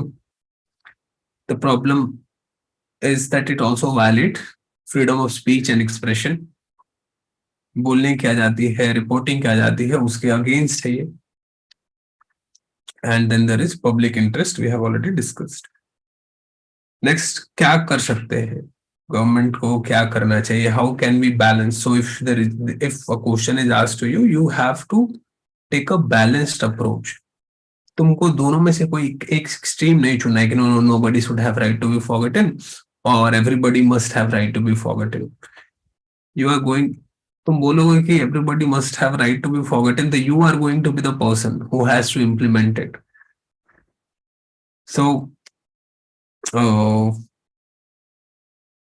लिखो वे फॉरवर्ड में,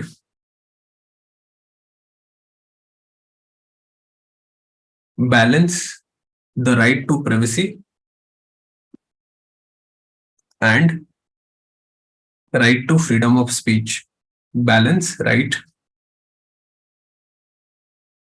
to privacy and right to speech, right to freedom of speech.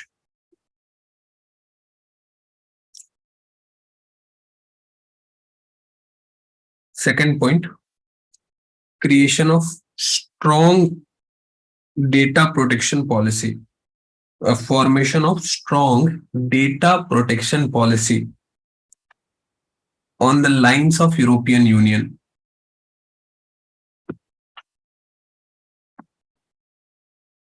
Creation of strong data protection policy. Strong data protection policy on the lines. कैसा policy चाहिए अपने को, जैसा EU में है, on the lines of European union. Bracket में लिख दो GDPR. GDPR. GDPR क्या है? अभी यूरोपियन यूनियन ने 2 साल पहले they form this law, general data protection regulation policy. क्या? General data protection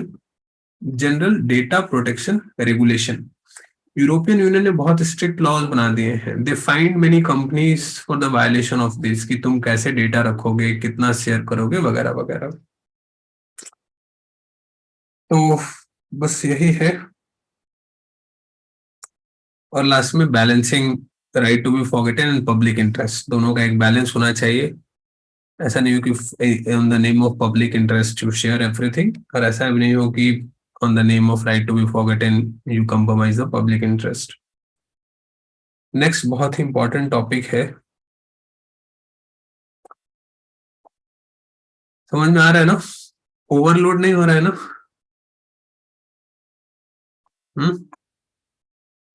So far so good.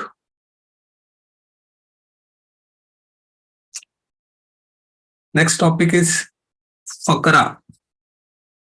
बकरा नहीं बोल रहा हूँ, फकरा बोल रहा हूँ. फकरा. फकरा is Foreign Contribution Regulation Act. Right, the topic. Foreign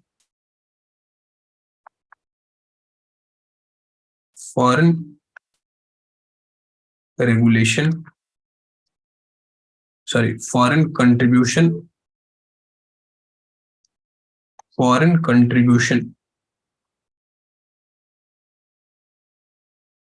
regulation act.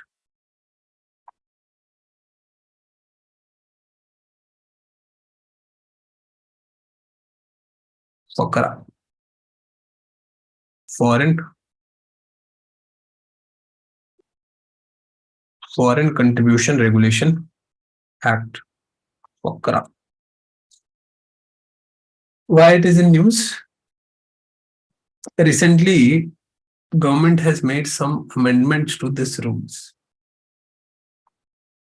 Foreign contribution amendment rules government लेकर आई 2022 में। फकरा क्या है? Foreign contribution is, I think it's very easily understandable, the money, the financial contributions which is given to the NGOs, civil services, civil societies of any country by some other country।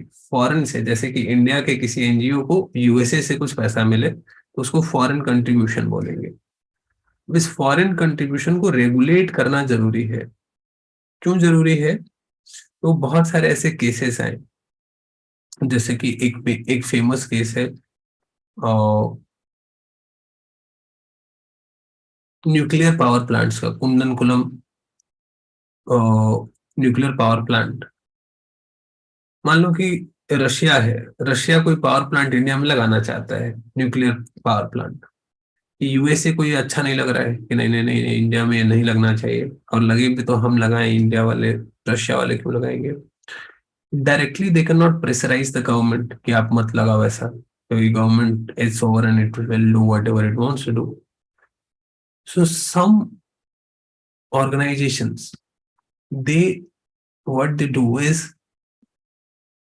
they will fund some of the NGOs कि तुम environmental के नाम पे, तुम लोगों के life के नाम पे, तुम ट्राइबल्स के नाम पे वहां जाओ और प्रोटेस्ट करो, और गवर्नमेंट पे ये प्रेशर बनाओ that they should not go ahead with this scheme. या फिर दूसरा प्रॉब्लम क्या होता है, बहुत सारे मान लो कि रिलीजियस मिशनरीज हैं, वो इंडिया के रिलीजियस मिशनरीज को फंड करेंगी फॉर रिलीजियस कन्वर्जेंस। बहुत सारे क्रिश्चियन मिशनरीज, या सऊदी अरेबिया से सुनते होगे तुम लोग पैसा कि there funded, there funding many organisations for religious convergence. So such kind of things can create religious disharmony in the country, conflicts बढ़ेगा, तो उसको रेगुलेट करना जरूरी है। This money can even be use for crime.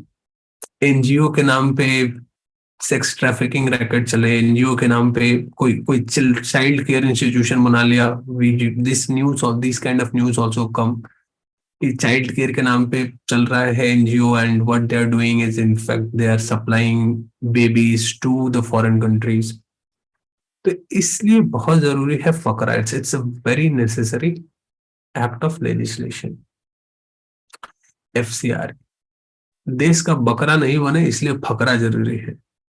तो लेकिन problem ये है कि how much to regulate. Sometime laws become so restrictive, so strong that the functioning of NGOs itself comes into danger। NGO को अगर पैसा इतना आप मुश्किल कर दो कि देने वाले को फिर लगे यार कि ये तो बेकार का फंस रहे हैं, तो पैसा नहीं देंगे, एनजीओ का फंक्शनिंग बंद हो जाएगा ना। Working of NGO is very important. GS paper 2 में हमारा एक पूरा टॉपिक ही है, role of civil society, non NGO and all, pressure group. तो we again need to find a balance. तो ये क्या क्या प्रॉब्लम्स है एफसीआरए के साथ, क्या सॉल्यूशन हो सकता है, that's the topic of discussion as per this line. Now I think you have understood the context of it. ठीक है, तो क्या क्या चेंजेस आए हैं? गवर्नमेंट ने रिसेंटली, काफी स्ट्रांग हो गया था एफसीआरए, तो गवर्नमेंट ने थोड़े थोड़े उसको डिल्यूट किया है कि ठीक है, लाइक थोड़े प्रोविजंस को रिलैक्स किया है so that NGOs can operate smoothly, पर इसलिए न्यूज में है।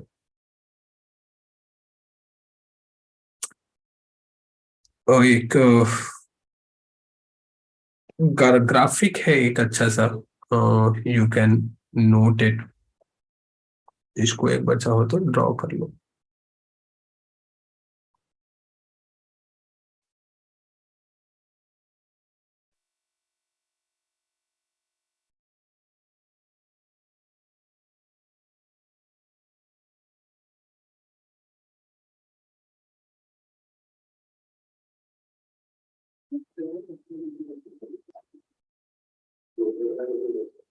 देखो, सबसे पहले 1969 में पार्लियामेंट ने कहा कि there is an interference from foreign powers. Foreign countries are trying to interfere into the Indian internal issues.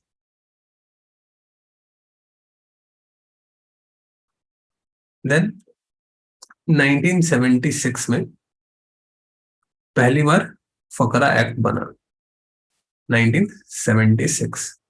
Now, if you know, this was also the period of emergency. तो इस टाइम पे government को specially ये खतरा महसूस हो रहा था. Even there were many rumors that CIA and other American organizations are planning the assassination of the prime minister. ऐसे बहुत सारे rumors चल रहे थे.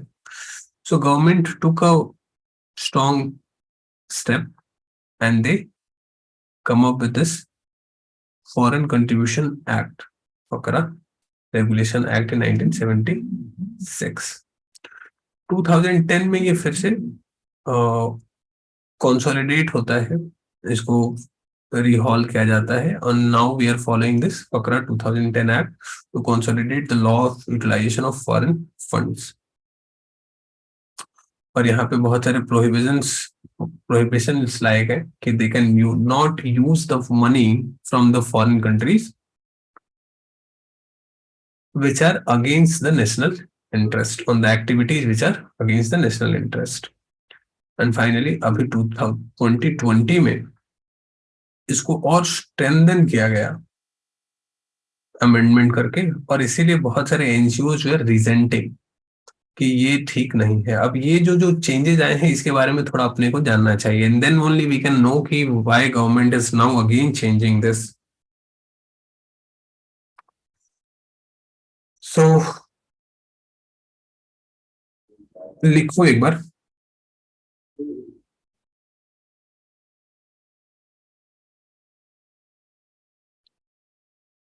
FCRA, purpose and provision.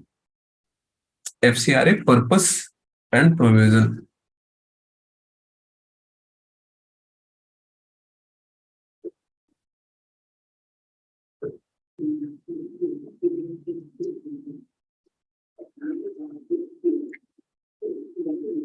Purpose क्या है? To regulate foreign contribution, to regulate foreign contribution in the means of by means of donation, delivery or transfer.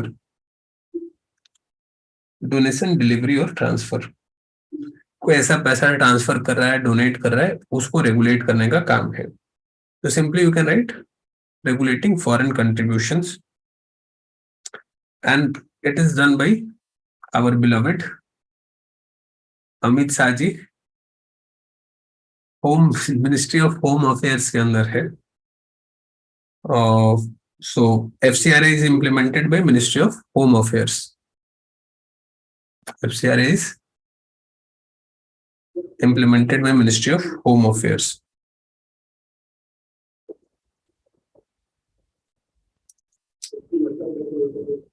एक prelims के लिए स्पेसिफिक पॉइंट बनता है कि मान लो कि गवर्नमेंट ने किसी को बैन कर दिया किसी इशू के लेके, you can not take the money. So such decisions can be challenge in high court. तुम सुप्रीम कोर्ट नहीं जाओगे, लोअर कोर्ट नहीं जाओगे. All the appeals against the government in this case lies in front of high court. High court में जाओ, high court सुनेगा कि आपके साथ न्याय हुआ है, अन्याय हुआ है. They will decide. ठीक है.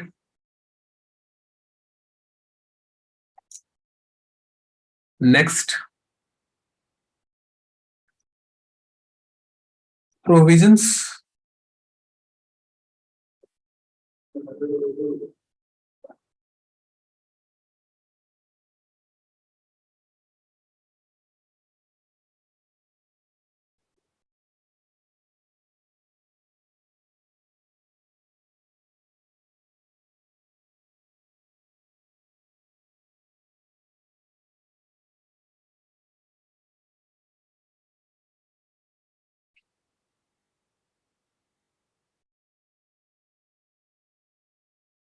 देखो 2020 में जो अमेंडमेंट हुआ था ना, that law has board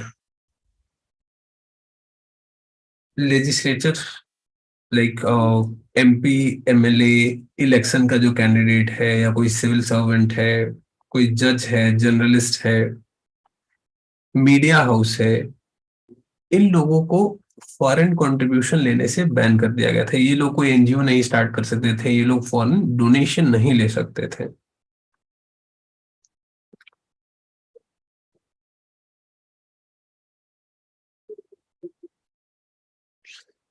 the recent amendment, 2022 का amendment has allowed all of these people to receive these donations। ठीक है, तो लिख लो, पहला पॉइंट लिखो,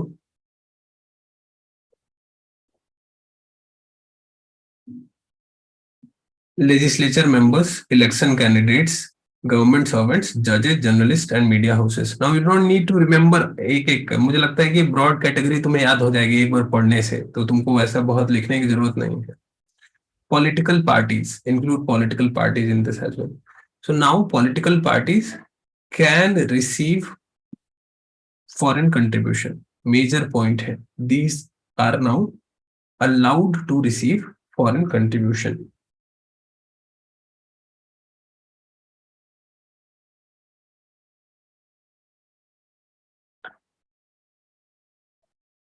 दूसरा पॉइंट लिखो, ऑल्दो नॉट वेरी इंपॉर्टेंट। पहले क्या था कि if you have received a money money from the government, from any foreign contributor, you have to report to the government within 30 days. पहले 30 दिन के अंदर तुमको गवर्नमेंट को बताना होता था कि मुझे ये पैसा आया है। Now that window has been increased to 3 months। If you are getting more than 10 lakh rupees, then you have to report about that in 3 months। तो इंक्रीज कर दिया, थोड़ा और रिलैक्स हो गया। एक और पॉइंट है जो समझने वाला है, compoundable offence. In newspaper classes we have discussed about this, अगर तुम्हें याद होगा। कुछ दो तरीके के ऑफेंस होते हैं, कंपाउंडेबल और नॉन कंपाउंडेबल। कंपाउंडेबल ऑफेंस में क्या होता है, जैसे किसी ने किसी का रेप किया है, तो that can not B mutually settled, कि ठीक है ना, हम बात मान जाते हैं, हमको इन्होंने फाइन दे दिया है, अब हम अपना केस वापस लेते हैं, ऐसा नहीं कर सकते। That's non compoundable. You can not withdraw that case, because in NCERT classes, if you have done the polity classes, you understand it's a crime against the society, it's crime against the state। लेकिन कुछ crime होते हैं जो compoundable होते हैं, mutual agreement से you can withdraw that case. तो इस अमेंडमेंट में क्या किया गया है कि number of compoundable offences has been increased. लिखो, number of compoundable offences under FCRA has been increased. इससे क्या होगा, कंपाउंडेबल ऑफेंस बढ़ा देने से it will be good for the NGOs और बैड फॉर द एनजीओज? क्या लगता है तुम लोगों को?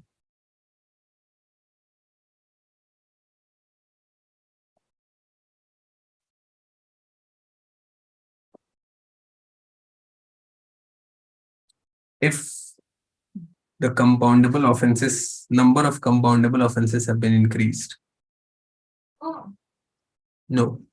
इसलिए मैंने पूछा, it's good for the NGOs. पहले क्या था, बहुत सारे जो क्राइम थे वो नॉन कंपाउंडेबल थे, कि means once if it is charge upon you, you can not take it back, government can not take it back. Even if government has an understanding with the NGO, वो जाके समझा दे उनको कि अरे ठीक है भाई, ये तो ये वाला प्रॉब्लम था, तो भी government can not take it back. Government, it has to go through the legal process, जज साहब सुनेंगे, फैसला करेंगे, तभी खत्म होगा वो।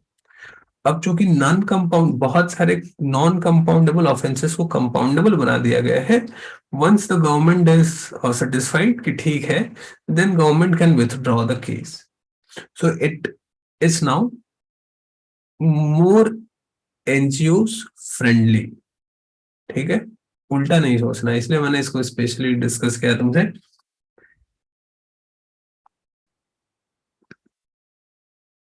Now government can agree to take back the charges. ठीक है।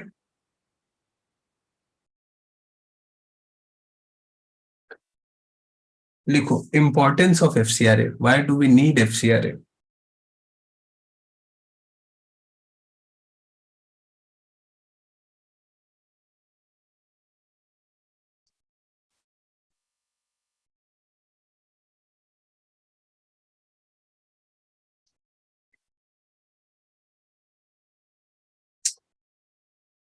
मेंटेनिंग सोवर्निटी और protecting the sovereignty of the country. Protecting protecting sovereignty of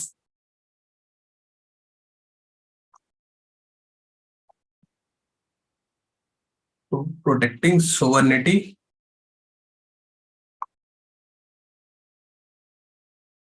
of the nation. Protecting sovereignty of the nation. Sovereignty मतलब क्या है? गवर्नमेंट जो चाहे वो कर सके, there should not be external influences. अगर बहुत सारा पैसा आने लगेगा कंट्री में, सो country will not remain,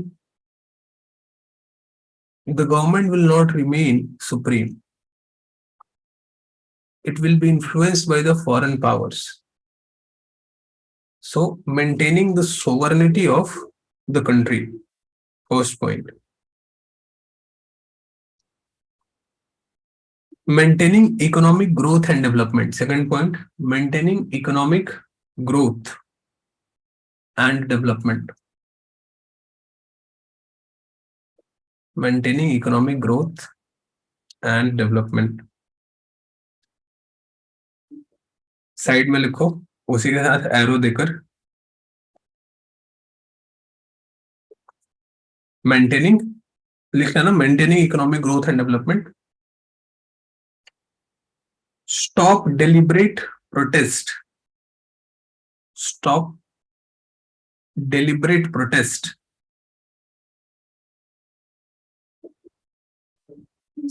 against development projects. Deliberate, deliberate protest,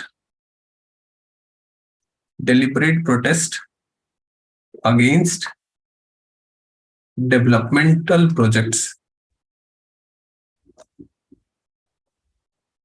developmental projects। जैसे मैंने बताया, क्योंकि न्यूक्लियर पावर प्लांट बनाना है, कोई माइन बनाना है, कोई फैक्ट्री बनाना है, और ये लोग आकर एनजीओ वाले डेलिबरेट प्रोटेस्ट करते हैं। ठीक है। So that hinders our economic growth.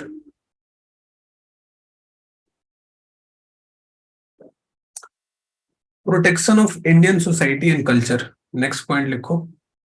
Protection of Indian society and culture. Protection of Indian society and culture. Protection of Indian society and culture.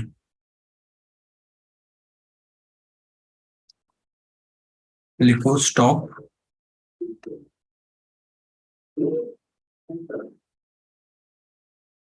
Religious convergence,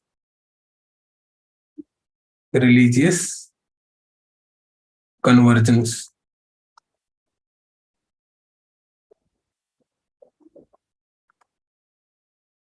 tribal rights, notes में नहीं है, add कर लो।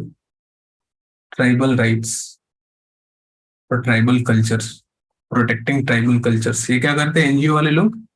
ये tribal areas में जाएंगे, they will provide money, fund, health care facilities, and will change the whole culture of the tribal regions.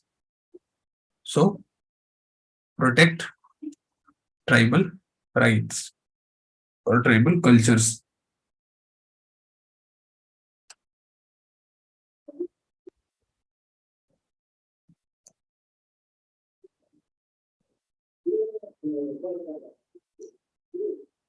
Independence, third point लिखो। Independence या fourth point हो जाएगा ना, fourth point, independence in foreign relation, independence in foreign relation, foreign relations.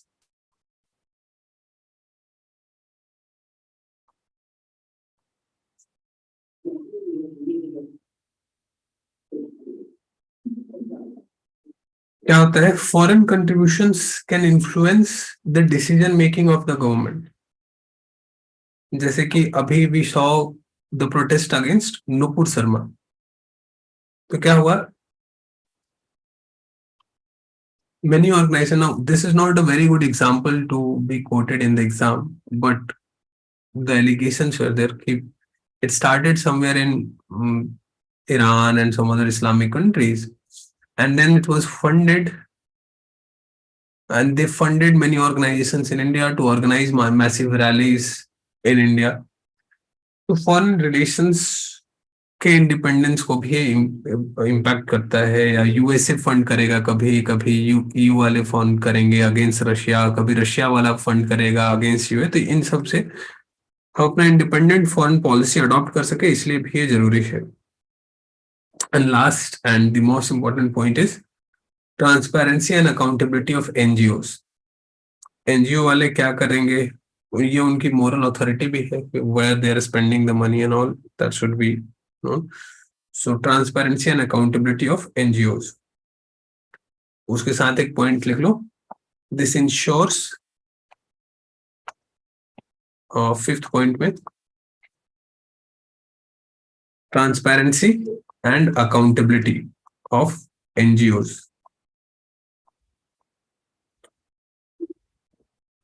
Ensure proper utilisation of fund, ensure proper utilisation of fund.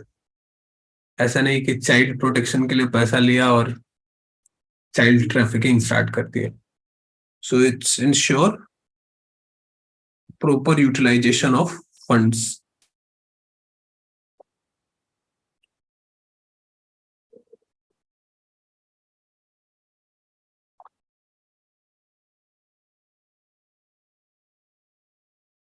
कुछ provisions broadly मैं जल्दी जल्दी बता देता हूं जो जानना चाहिए। कुछ प्रोविजंस इसके बेसिक्स हैं। देखो, सारे एनजीओस को, all NGOs, if they are taking foreign contribution, they need to have their branch in SBI. काफी इंटरेस्टिंग है और काफी कंट्रोवर्शियल भी है। You have to have your account in a SBI, no other bank, only State Bank of India, and that too in New Delhi. ठीक है? If you are taking foreign contribution, you have to have your bank account with SBI in New Delhi. This is very restrictive. क्या ऐसे कोई south का या north east का NGO आएगा दिल्ली में अकाउंट खुलवाएगा? Very controversial, but that's the law. किसी दूसरे अकाउंट में आप पैसा नहीं ले सकते, आपको इसी अकाउंट में फॉरेन कंट्रीब्यूशन लेना है, SBI branch in New Delhi. और you have to periodically renew your licence. Validity लिख लो, validity of FCRA registration is only for 5 years।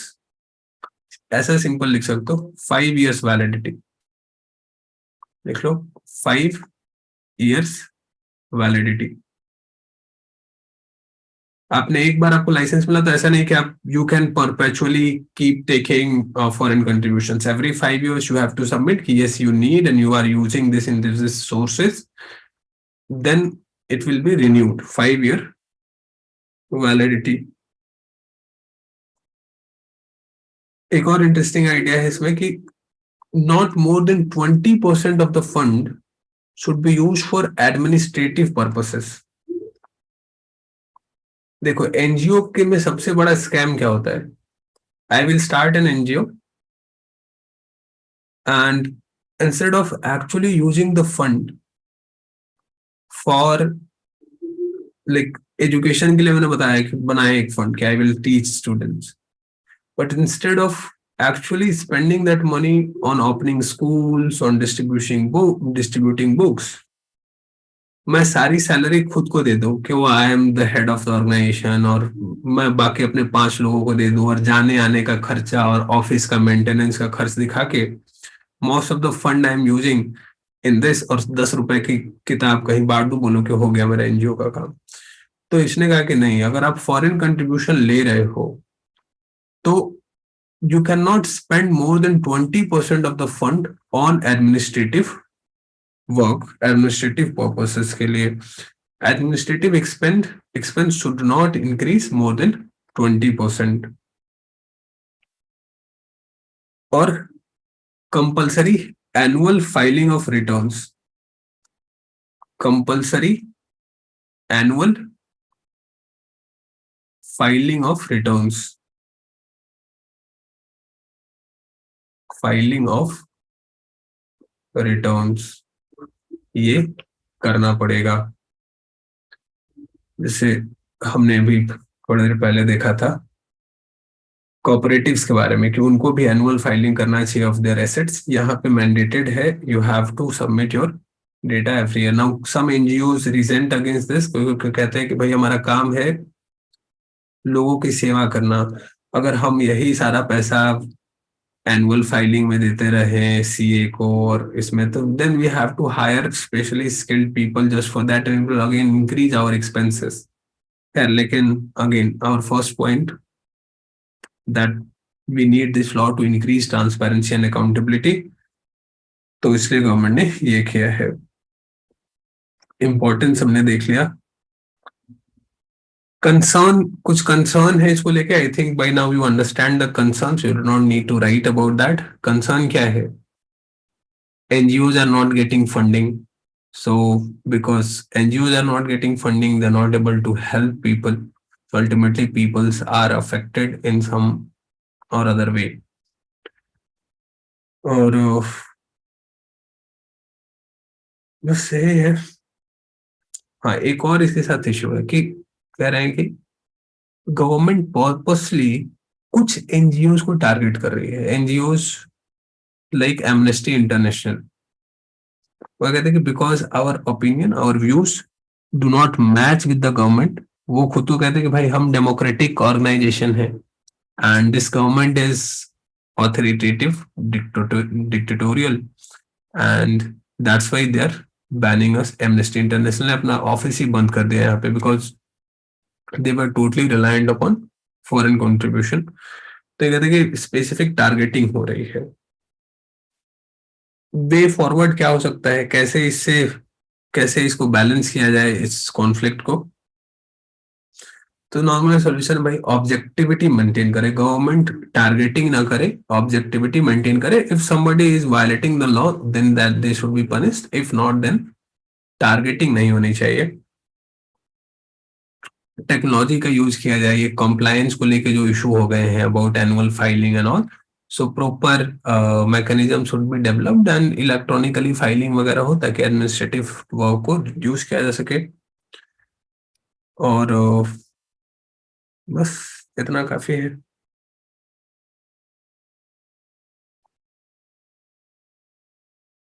ठीक है, आ रहा है समझ में?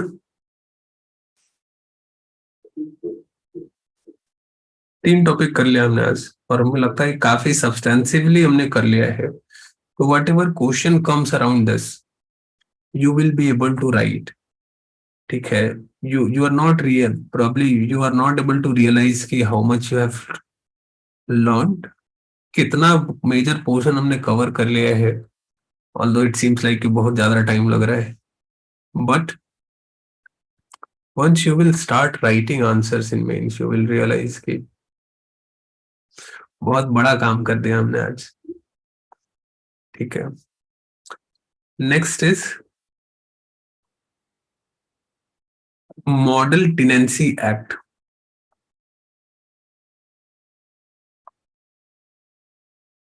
मॉडल टेनेंसी एक्ट 2021,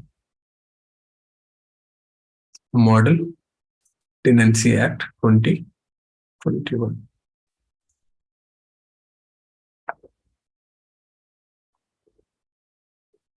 हम्म।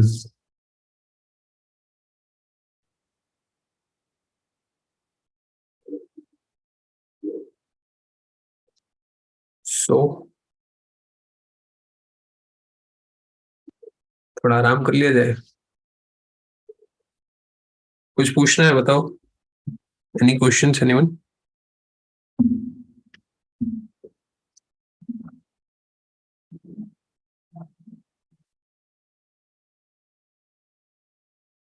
नहीं?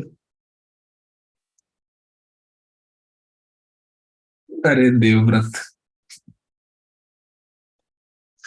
तुम तो मुझे शर्मिंदा कर देते हैं। ब्रेकफास्ट मैंने पहले ही कहा था कि सब ऐसा टेबल पे लेके बैठो, एकदम खाना पीना सब है वो सब लेकर बैठो। इस क्लास में ब्रेक ब्रेक की बात मत करो। जो भी है सब पास में रख लो, बस क्लास करते रहो।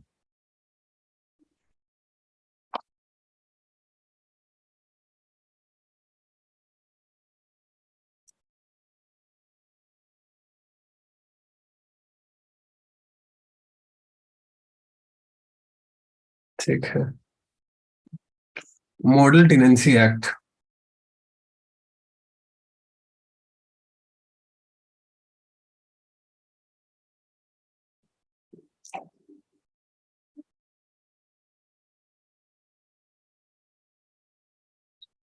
टेनेंसी का मतलब क्या होता है? Anyone?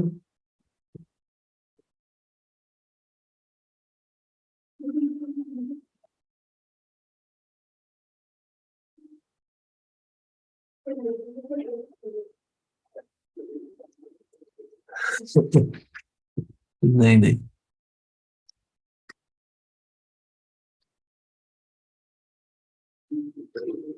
Hmm. Land, basically when we talk about tenancy we talk about house that we take on rent। ठीक है। टेनेंट्स रेंटियर है।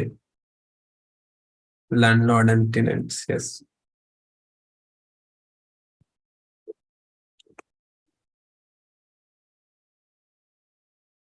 सो टेनेंसी को कंट्रोल करने के लिए एक लॉ बनाया गया है।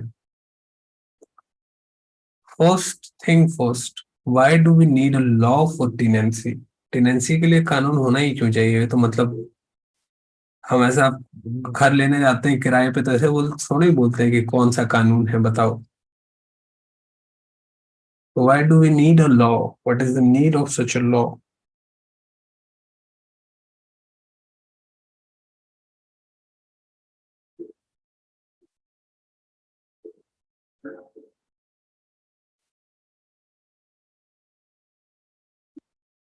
तो अवॉइड एक्सप्लॉइटेशन। देखो कई बार अभी रिसेंटली एक इंसिडेंट आया था, काफी तुम लोगों ने पता नहीं देखा होगा कि नहीं देखा होगा। इन दिल्ली टेनेंट्स कुछ जो थे वो घर खाली ही नहीं कर रहे थे। मकान मालिक ने नोटिस दे दिया था 1 महीने पहले कि भाई हम अपने घर में रहना चाहते हैं, मेरा घर तुम खाली कर दो। और जो किराए पे जो लोग रह रहे थे वो घर खाली ही नहीं कर रहे थे। इन such situation,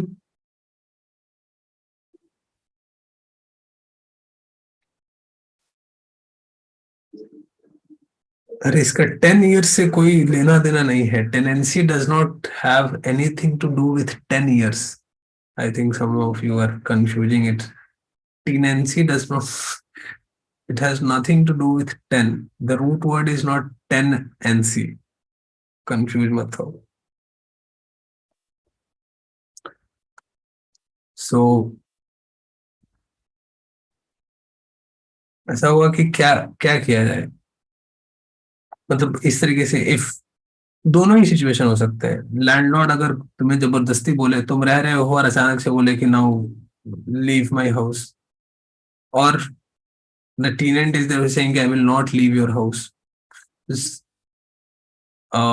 chances of conflict, ये तो है ही, ये तो इजिली अंडरस्टैंडेबल है। दूसरा एक प्रॉब्लम इंडिया में क्या है, India has a housing crisis.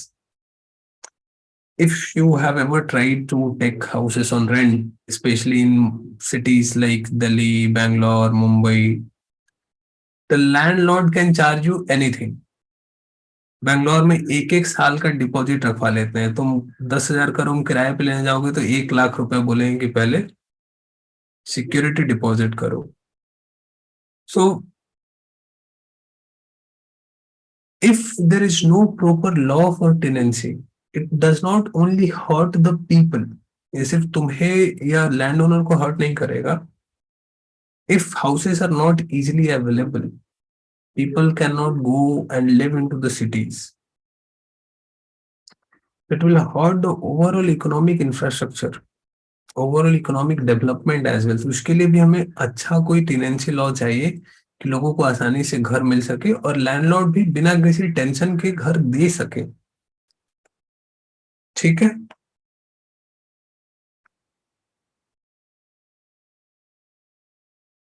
लिखो significance of model tenancy act. Significance of model tenancy act.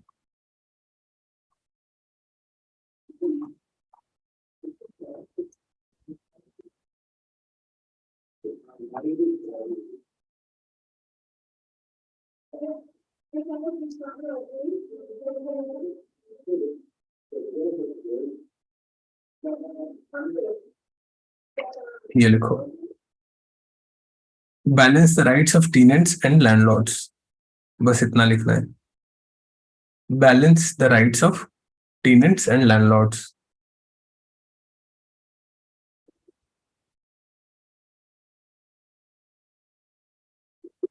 Second point,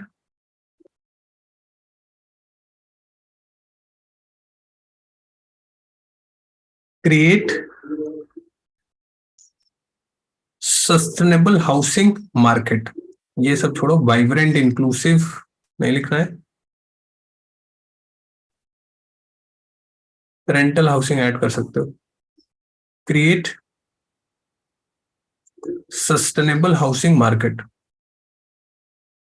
ठीक है, create sustainable housing market. Create sustainable housing market.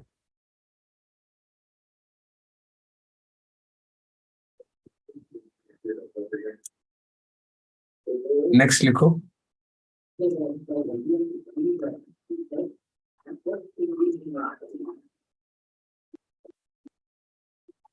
Address housing shortage. Address housing shortage.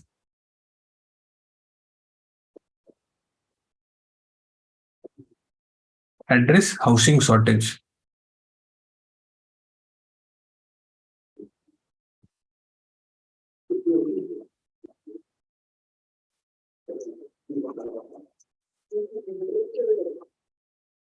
Institutionalise rental housing. Rental housing को institutionalise करने का मतलब क्या है कि it can flourish as a business. अभी लोग कैसे करते हैं, हाउसिंग को अभी बहुत कम लोग एज अ बिजनेस ट्रीट करते हैं ना। जो हॉस्टल चला रहे हैं उन्हीं लोग के लिए बिजनेस है, बाकी लोग ऐसा पार्ट टाइमर, ठीक है आया तो आया, नहीं आया तो नहीं आया। लेकिन हम इंस्टीट्यूशनलाइज जब कर देंगे, जब प्रॉपर लॉ होगा तो it will flourish as a proper business. So institutionalise rental housing. Promote investment and promote investment बस लिख सकते हो, चाहो तो बस इतना ऐड कर लो, प्रमोट इन्वेस्टमेंट। तो लोग ज्यादा घर बनाएंगे, ज्यादा बिल्डर्स आएंगे, हॉस्टल फैसिलिटीज वगैरह वगैरह बहुत सारी चीजें बनेंगी, तो प्रमोट इन्वेस्टमेंट। ठीक है, हो गया सबका।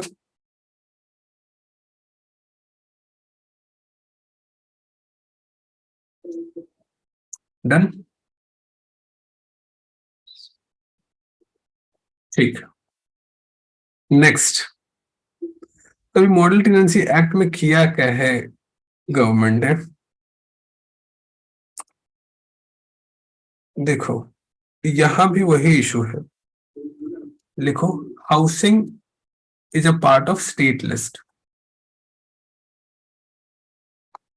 स्टार मार्क दो, लिखो हाउसिंग स्टेट लिस्ट। हाउसिंग जो है वो स्टेट लिस्ट में है।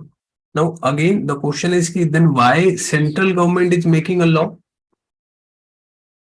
And why there is no challenge, why nobody is going to the supreme court in this case? उस केस में तो लोग सुप्रीम कोर्ट चले गए थे कोऑपरेटिव वाले में, इसमें सुप्रीम कोर्ट क्यों नहीं जा रहे हैं? देखो, हमने पढ़ा है union list, state list and concurrent list. Union list में सिर्फ यूनियन गवर्नमेंट लॉ बनाएगी, स्टेट में सिर्फ स्टेट और कंकरेंट में दोनों। But union government can make model laws, model act on the state subject as well. ये जो है ना, ये मॉडल एक्ट है। दैट मीन्स कि government is telling all the states कि your tenancy act should be like this, it is not forced कि तुम्हें यही करना पड़ेगा। वो कह रहे हैं ना कि हम एक सिंपल सा एक प्रोविजन बना दे रहे हैं, हम एक लॉ बना दे रहे हैं कि ऐसा ऐसा ऐसा होना चाहिए, तुम ये करने की कोशिश करो, but it's not force. And that's why these organise states are not against it. ये मॉडल टेनेंसी एक्ट है, ठीक है? ये क्लियर है? मॉडल क्यों नाम के आगे लगा है? स्टेट कैन एक्सेप्ट और कैन नॉट एक्सेप्ट। तो रिसेंटली 4 स्टेट ने इसको एक्सेप्ट किया है, आंध्र प्रदेश, तमिलनाडु, उत्तर प्रदेश एंड आसाम। अब ये क्वेश्चन जनरली इस तरीके से आता नहीं है। तुम अगर इस किसी स्पेसिफिक स्टेट से बिलोंग करते हो देन यू शुड नो कि तुम्हारे यहाँ आंध्र प्रदेश में, तमिलनाडु में, उत्तर प्रदेश में और असम में, इन चारों स्टेट की गवर्नमेंट ने इसको एक्सेप्ट किया है कि okay, I will be following और this model tenancy act will be followed in our state as well. ठीक है? सबसे पहले एक्सेप्ट किया था जम्मू एंड कश्मीर ने, यहां लिख लो एक, J&K, फर्स्ट स्टेट और first union territory, not state, first union territory to accept model tenancy act. ठीक है?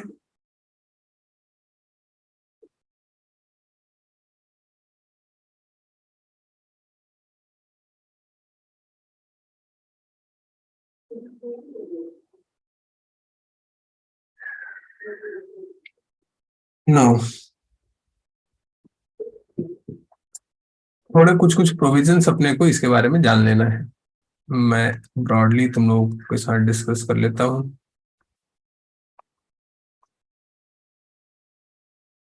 देखो, सबसे पहले क्या है कि it's not for industrial use. ये जो एक्ट अप्लीकेबल होगा ये सिर्फ रेसिडेंशियल, कॉमर्शियल, ये it will cover premises let out for residential, commercial और एजुकेशनल यूज। लेकिन कोई इंडस्ट्री लगाना चाहता है उसके लिए ये एक्ट नहीं है। तुम हॉस्टल के लिए, लॉजिंग के लिए, होटल्स बनाने के लिए ये नहीं यूज होगा।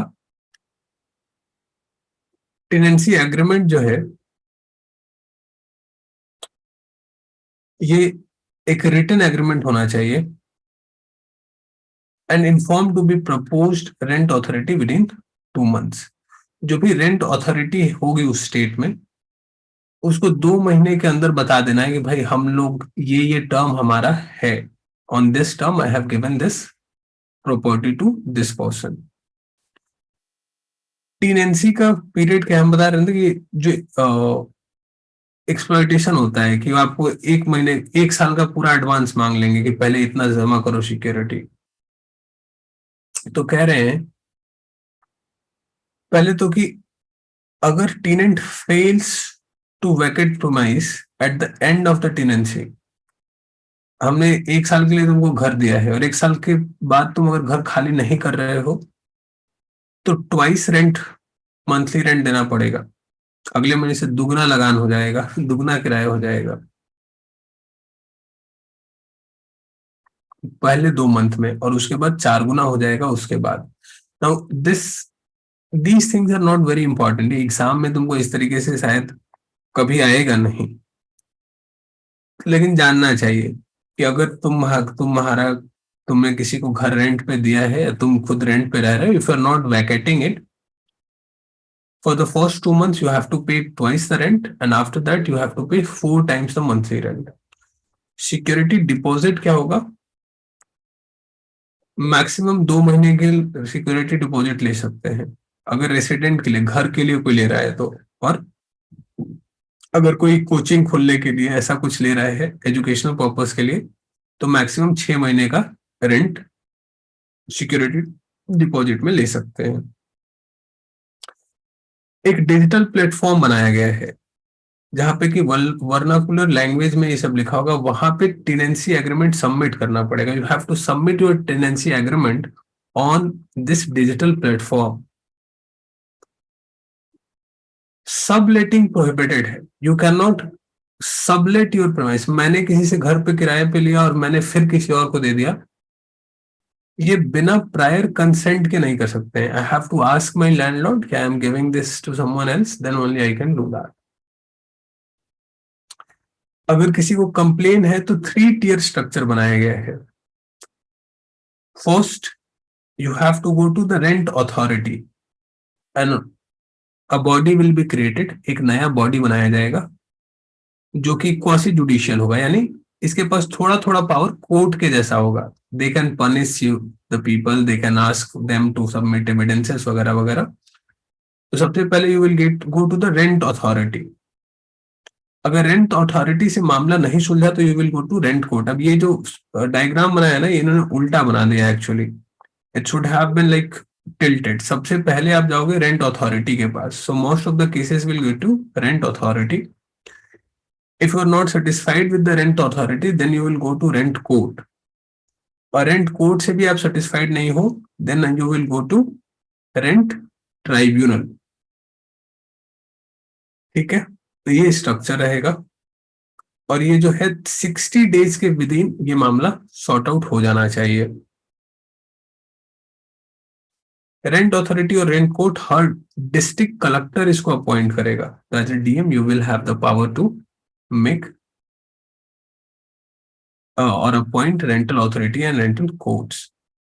और ये जो ट्राइब्यूनल है ये ईच डिस्ट्रिक्ट में होगा, ये हाई कोर्ट से पूछ कर बनाना पड़ेगा। जो ट्राइब्यूनल बनेगा वो हाई कोर्ट से पूछ कर बनेगा। इविक्शन खाली अगर करवाना है तो इसमें से अगर कुछ होगा तो खाली करवा सकते हैं, जैसे कि आप रेंट मत दो, या 2 महीने से आपने किराया नहीं दिया है, या आप मिसयूज कर रहे हैं प्रेमाइस का, तो आपको खाली करवाया जा सकता है। और प्रॉब्लम क्या है इस मॉडल टेनेंसी एक्ट का? एक मेजर प्रॉब्लम ये बताया, देखो हमने पढ़ा था कि डिजिटाइजेशन। अब हर रेंट एग्रीमेंट को तुम्हें डिजिटली अपलोड करना पड़ेगा। Now most of the people are not that much aware, उनको नेट यूज करने उस तरीके से नहीं आता है, तो it will become a cumbersome task for them. तो ये एक सबसे बड़ा इसका प्रॉब्लम है। देन ये 3 और ऑर्गेनाइजेशन बना दिए। एक तो ऐसे ही अपने पास इतने सारे कोर्ट्स ट्राइब्यूनल्स वगैरह वगैरह है, now you are creating 3 more organizations which is overlapping and confusing the whole process।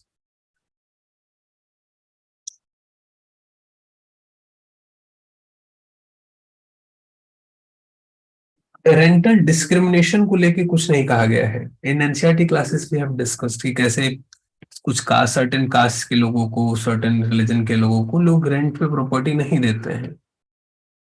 इसके लिए इसमें कोई प्रोविजन नहीं है। तो it fail to protect rental discrimination. तो ये सारे इसके प्रॉब्लम्स हैं, एक बार देख लेना।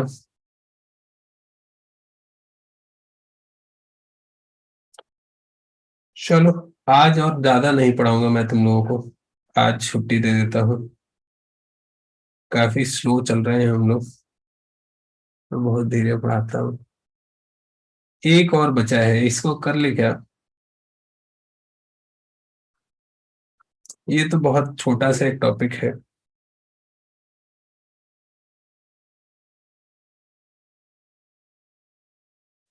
और रेंट वाले में और तो कुछ हमने नहीं छोड़ा है।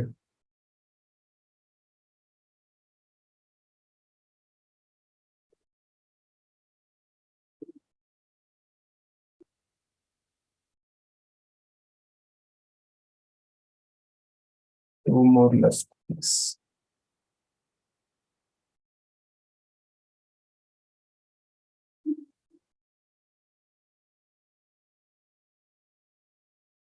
National standard for civil services training, ये कोई बहुत इम्पोर्टेंट वो नहीं है। एक पॉइंट और है, इसको थोड़ा सा ब्रीफली डिस्कस कर लेते हैं। It's not very important.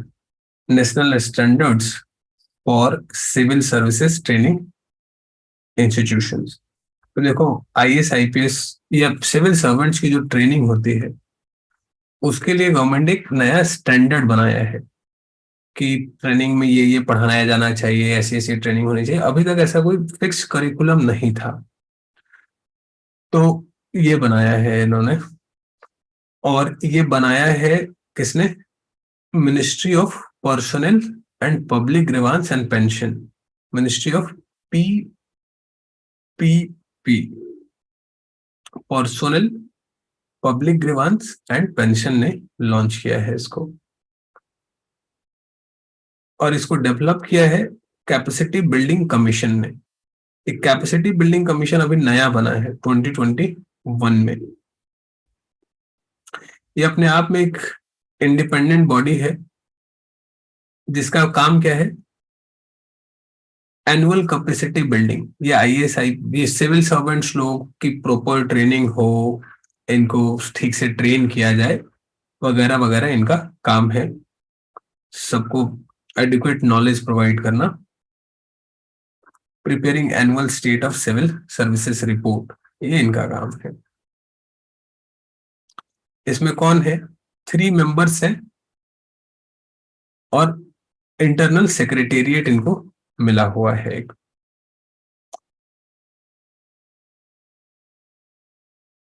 तो सीबीसी ने ये नेशनल स्टैंडर्ड्स क्रिएट किया है। India is the first country in the world to do so. दुनिया में अभी किसी और कंट्री के पास ऐसा नहीं है। Significance of standard training institutions, इसका सिग्निफिकेंस क्या है? सबसे पहले इंप्रूव इफिशियंसी। आई सिविल सर्वेंट्स ठीक से काम कर पाए, उसके लिए this is very important, so it will improve the efficiency. It will create harmony between different states or different level of bureaucracy. क्या लिखेंगे?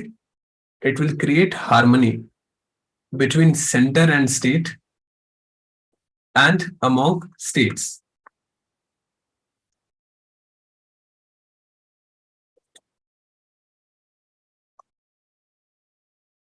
Now, ऑब्जेक्टिव क्या है? सेम चीज है अगेन एंड अगेन, एक्सीलेंस को प्रमोट करना, कैपेसिटी बिल्डिंग करना, as it is in the name as only. तो बहुत कुछ यहाँ याद करने को नहीं है। प्रॉब्लम क्या है अभी सेंट्रल ट्रेनिंग इंस्टीट्यूशंस के साथ? सेंट्रल ट्रेनिंग इंस्टीट्यूशंस यानी लबासना या ऐसे और जो इंस्टीट्यूशंस हैं, इनके साथ प्रॉब्लम क्या है? ये जो सेंट्रल ट्रेनिंग इंस्टीट्यूशन है ना, ये फोकस करते हैं specifically IAS IPS. Higher bureaucracy की ट्रेनिंग पे तो बहुत फोकस है, बट ब्यूरोक्रेसी के लोअर रैंक्स में जो लोग हैं उन पे बहुत कम फोकस है। डीएम सर कहा करते थे कि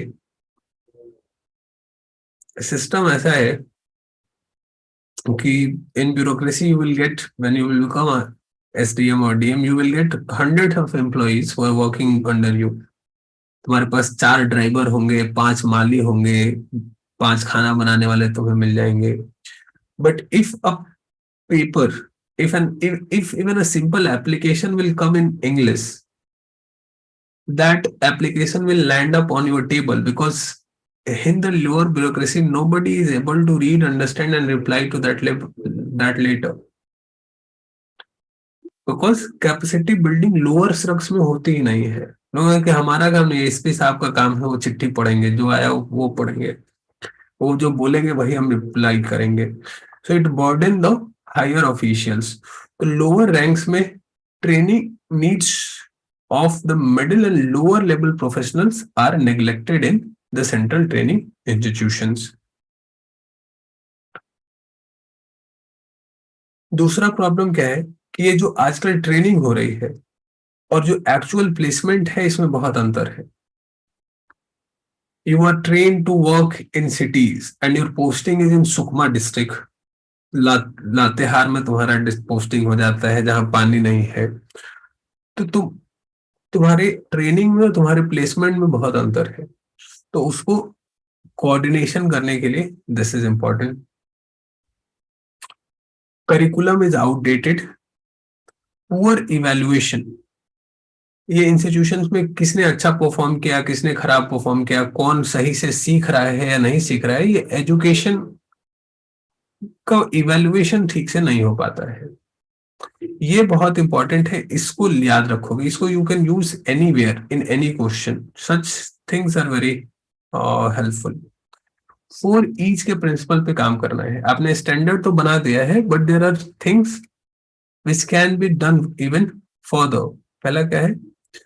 4 E's: empowered learning, effective learning, exploratory learning and electronic learning. This can be done. तुम्हें एजुकेशनल रिफॉर्म से भी कोई क्वेश्चन आता है ना, तो you can write about this. It's not just related to this. कहीं भी स्कूल में भी क्या चाहिए हमको? एम्पावरिंग लर्निंग होना चाहिए, इफेक्टिव लर्निंग होना चाहिए, एक्सप्लोरेटरी लर्निंग होना चाहिए और इलेक्ट्रॉनिक लर्निंग होना चाहिए. जो लोग परफॉर्म नहीं कर रहे हैं उनको हटाया जाए.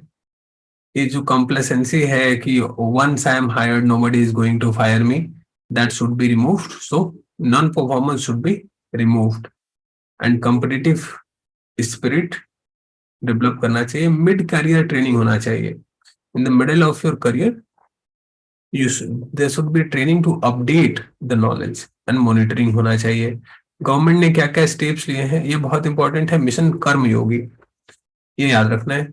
मिशन कर्मयोगी में गवर्नमेंट ने कहा कि भाई कोई भी आकर इधर अपना ट्रेनिंग ले सकता है online, open for everyone irrespective of the rank. इस तरीके के क्वेश्चन आएंगे. This is not limited to officer rank or any such. This is, if you want to get trained, you can come here and take the test irrespective of your rank. आरंभ योजना बनाई government ने. ये भी training के लिए है, central government का प्लान है. कॉमन फाउंडेशन कोर्स है आरंभ. कर्मयोगी, आरंभ. और नेशनल ट्रेनिंग पॉलिसी है तो बहुत टाइम से है, इसको अपडेट करना चाहिए. 2012 में अपडेट हुआ है. यू कैन राइट कि now we should update the national training policy as well. और फाइनली गवर्नमेंट लेटरल एंट्री को प्रमोट कर रही है, सो दैट जो एक्सपर्ट्स हैं they can be brought in and civil service performance can be improved. So this is it. इसमें इतना ही पढ़ना है. बाकी registration of press and protocol, चलो इसको कल आके करेंगे, चिंता मत करो, हो जाएगा कल 7 बजे. हाँ अनवी, अनवी बताओ.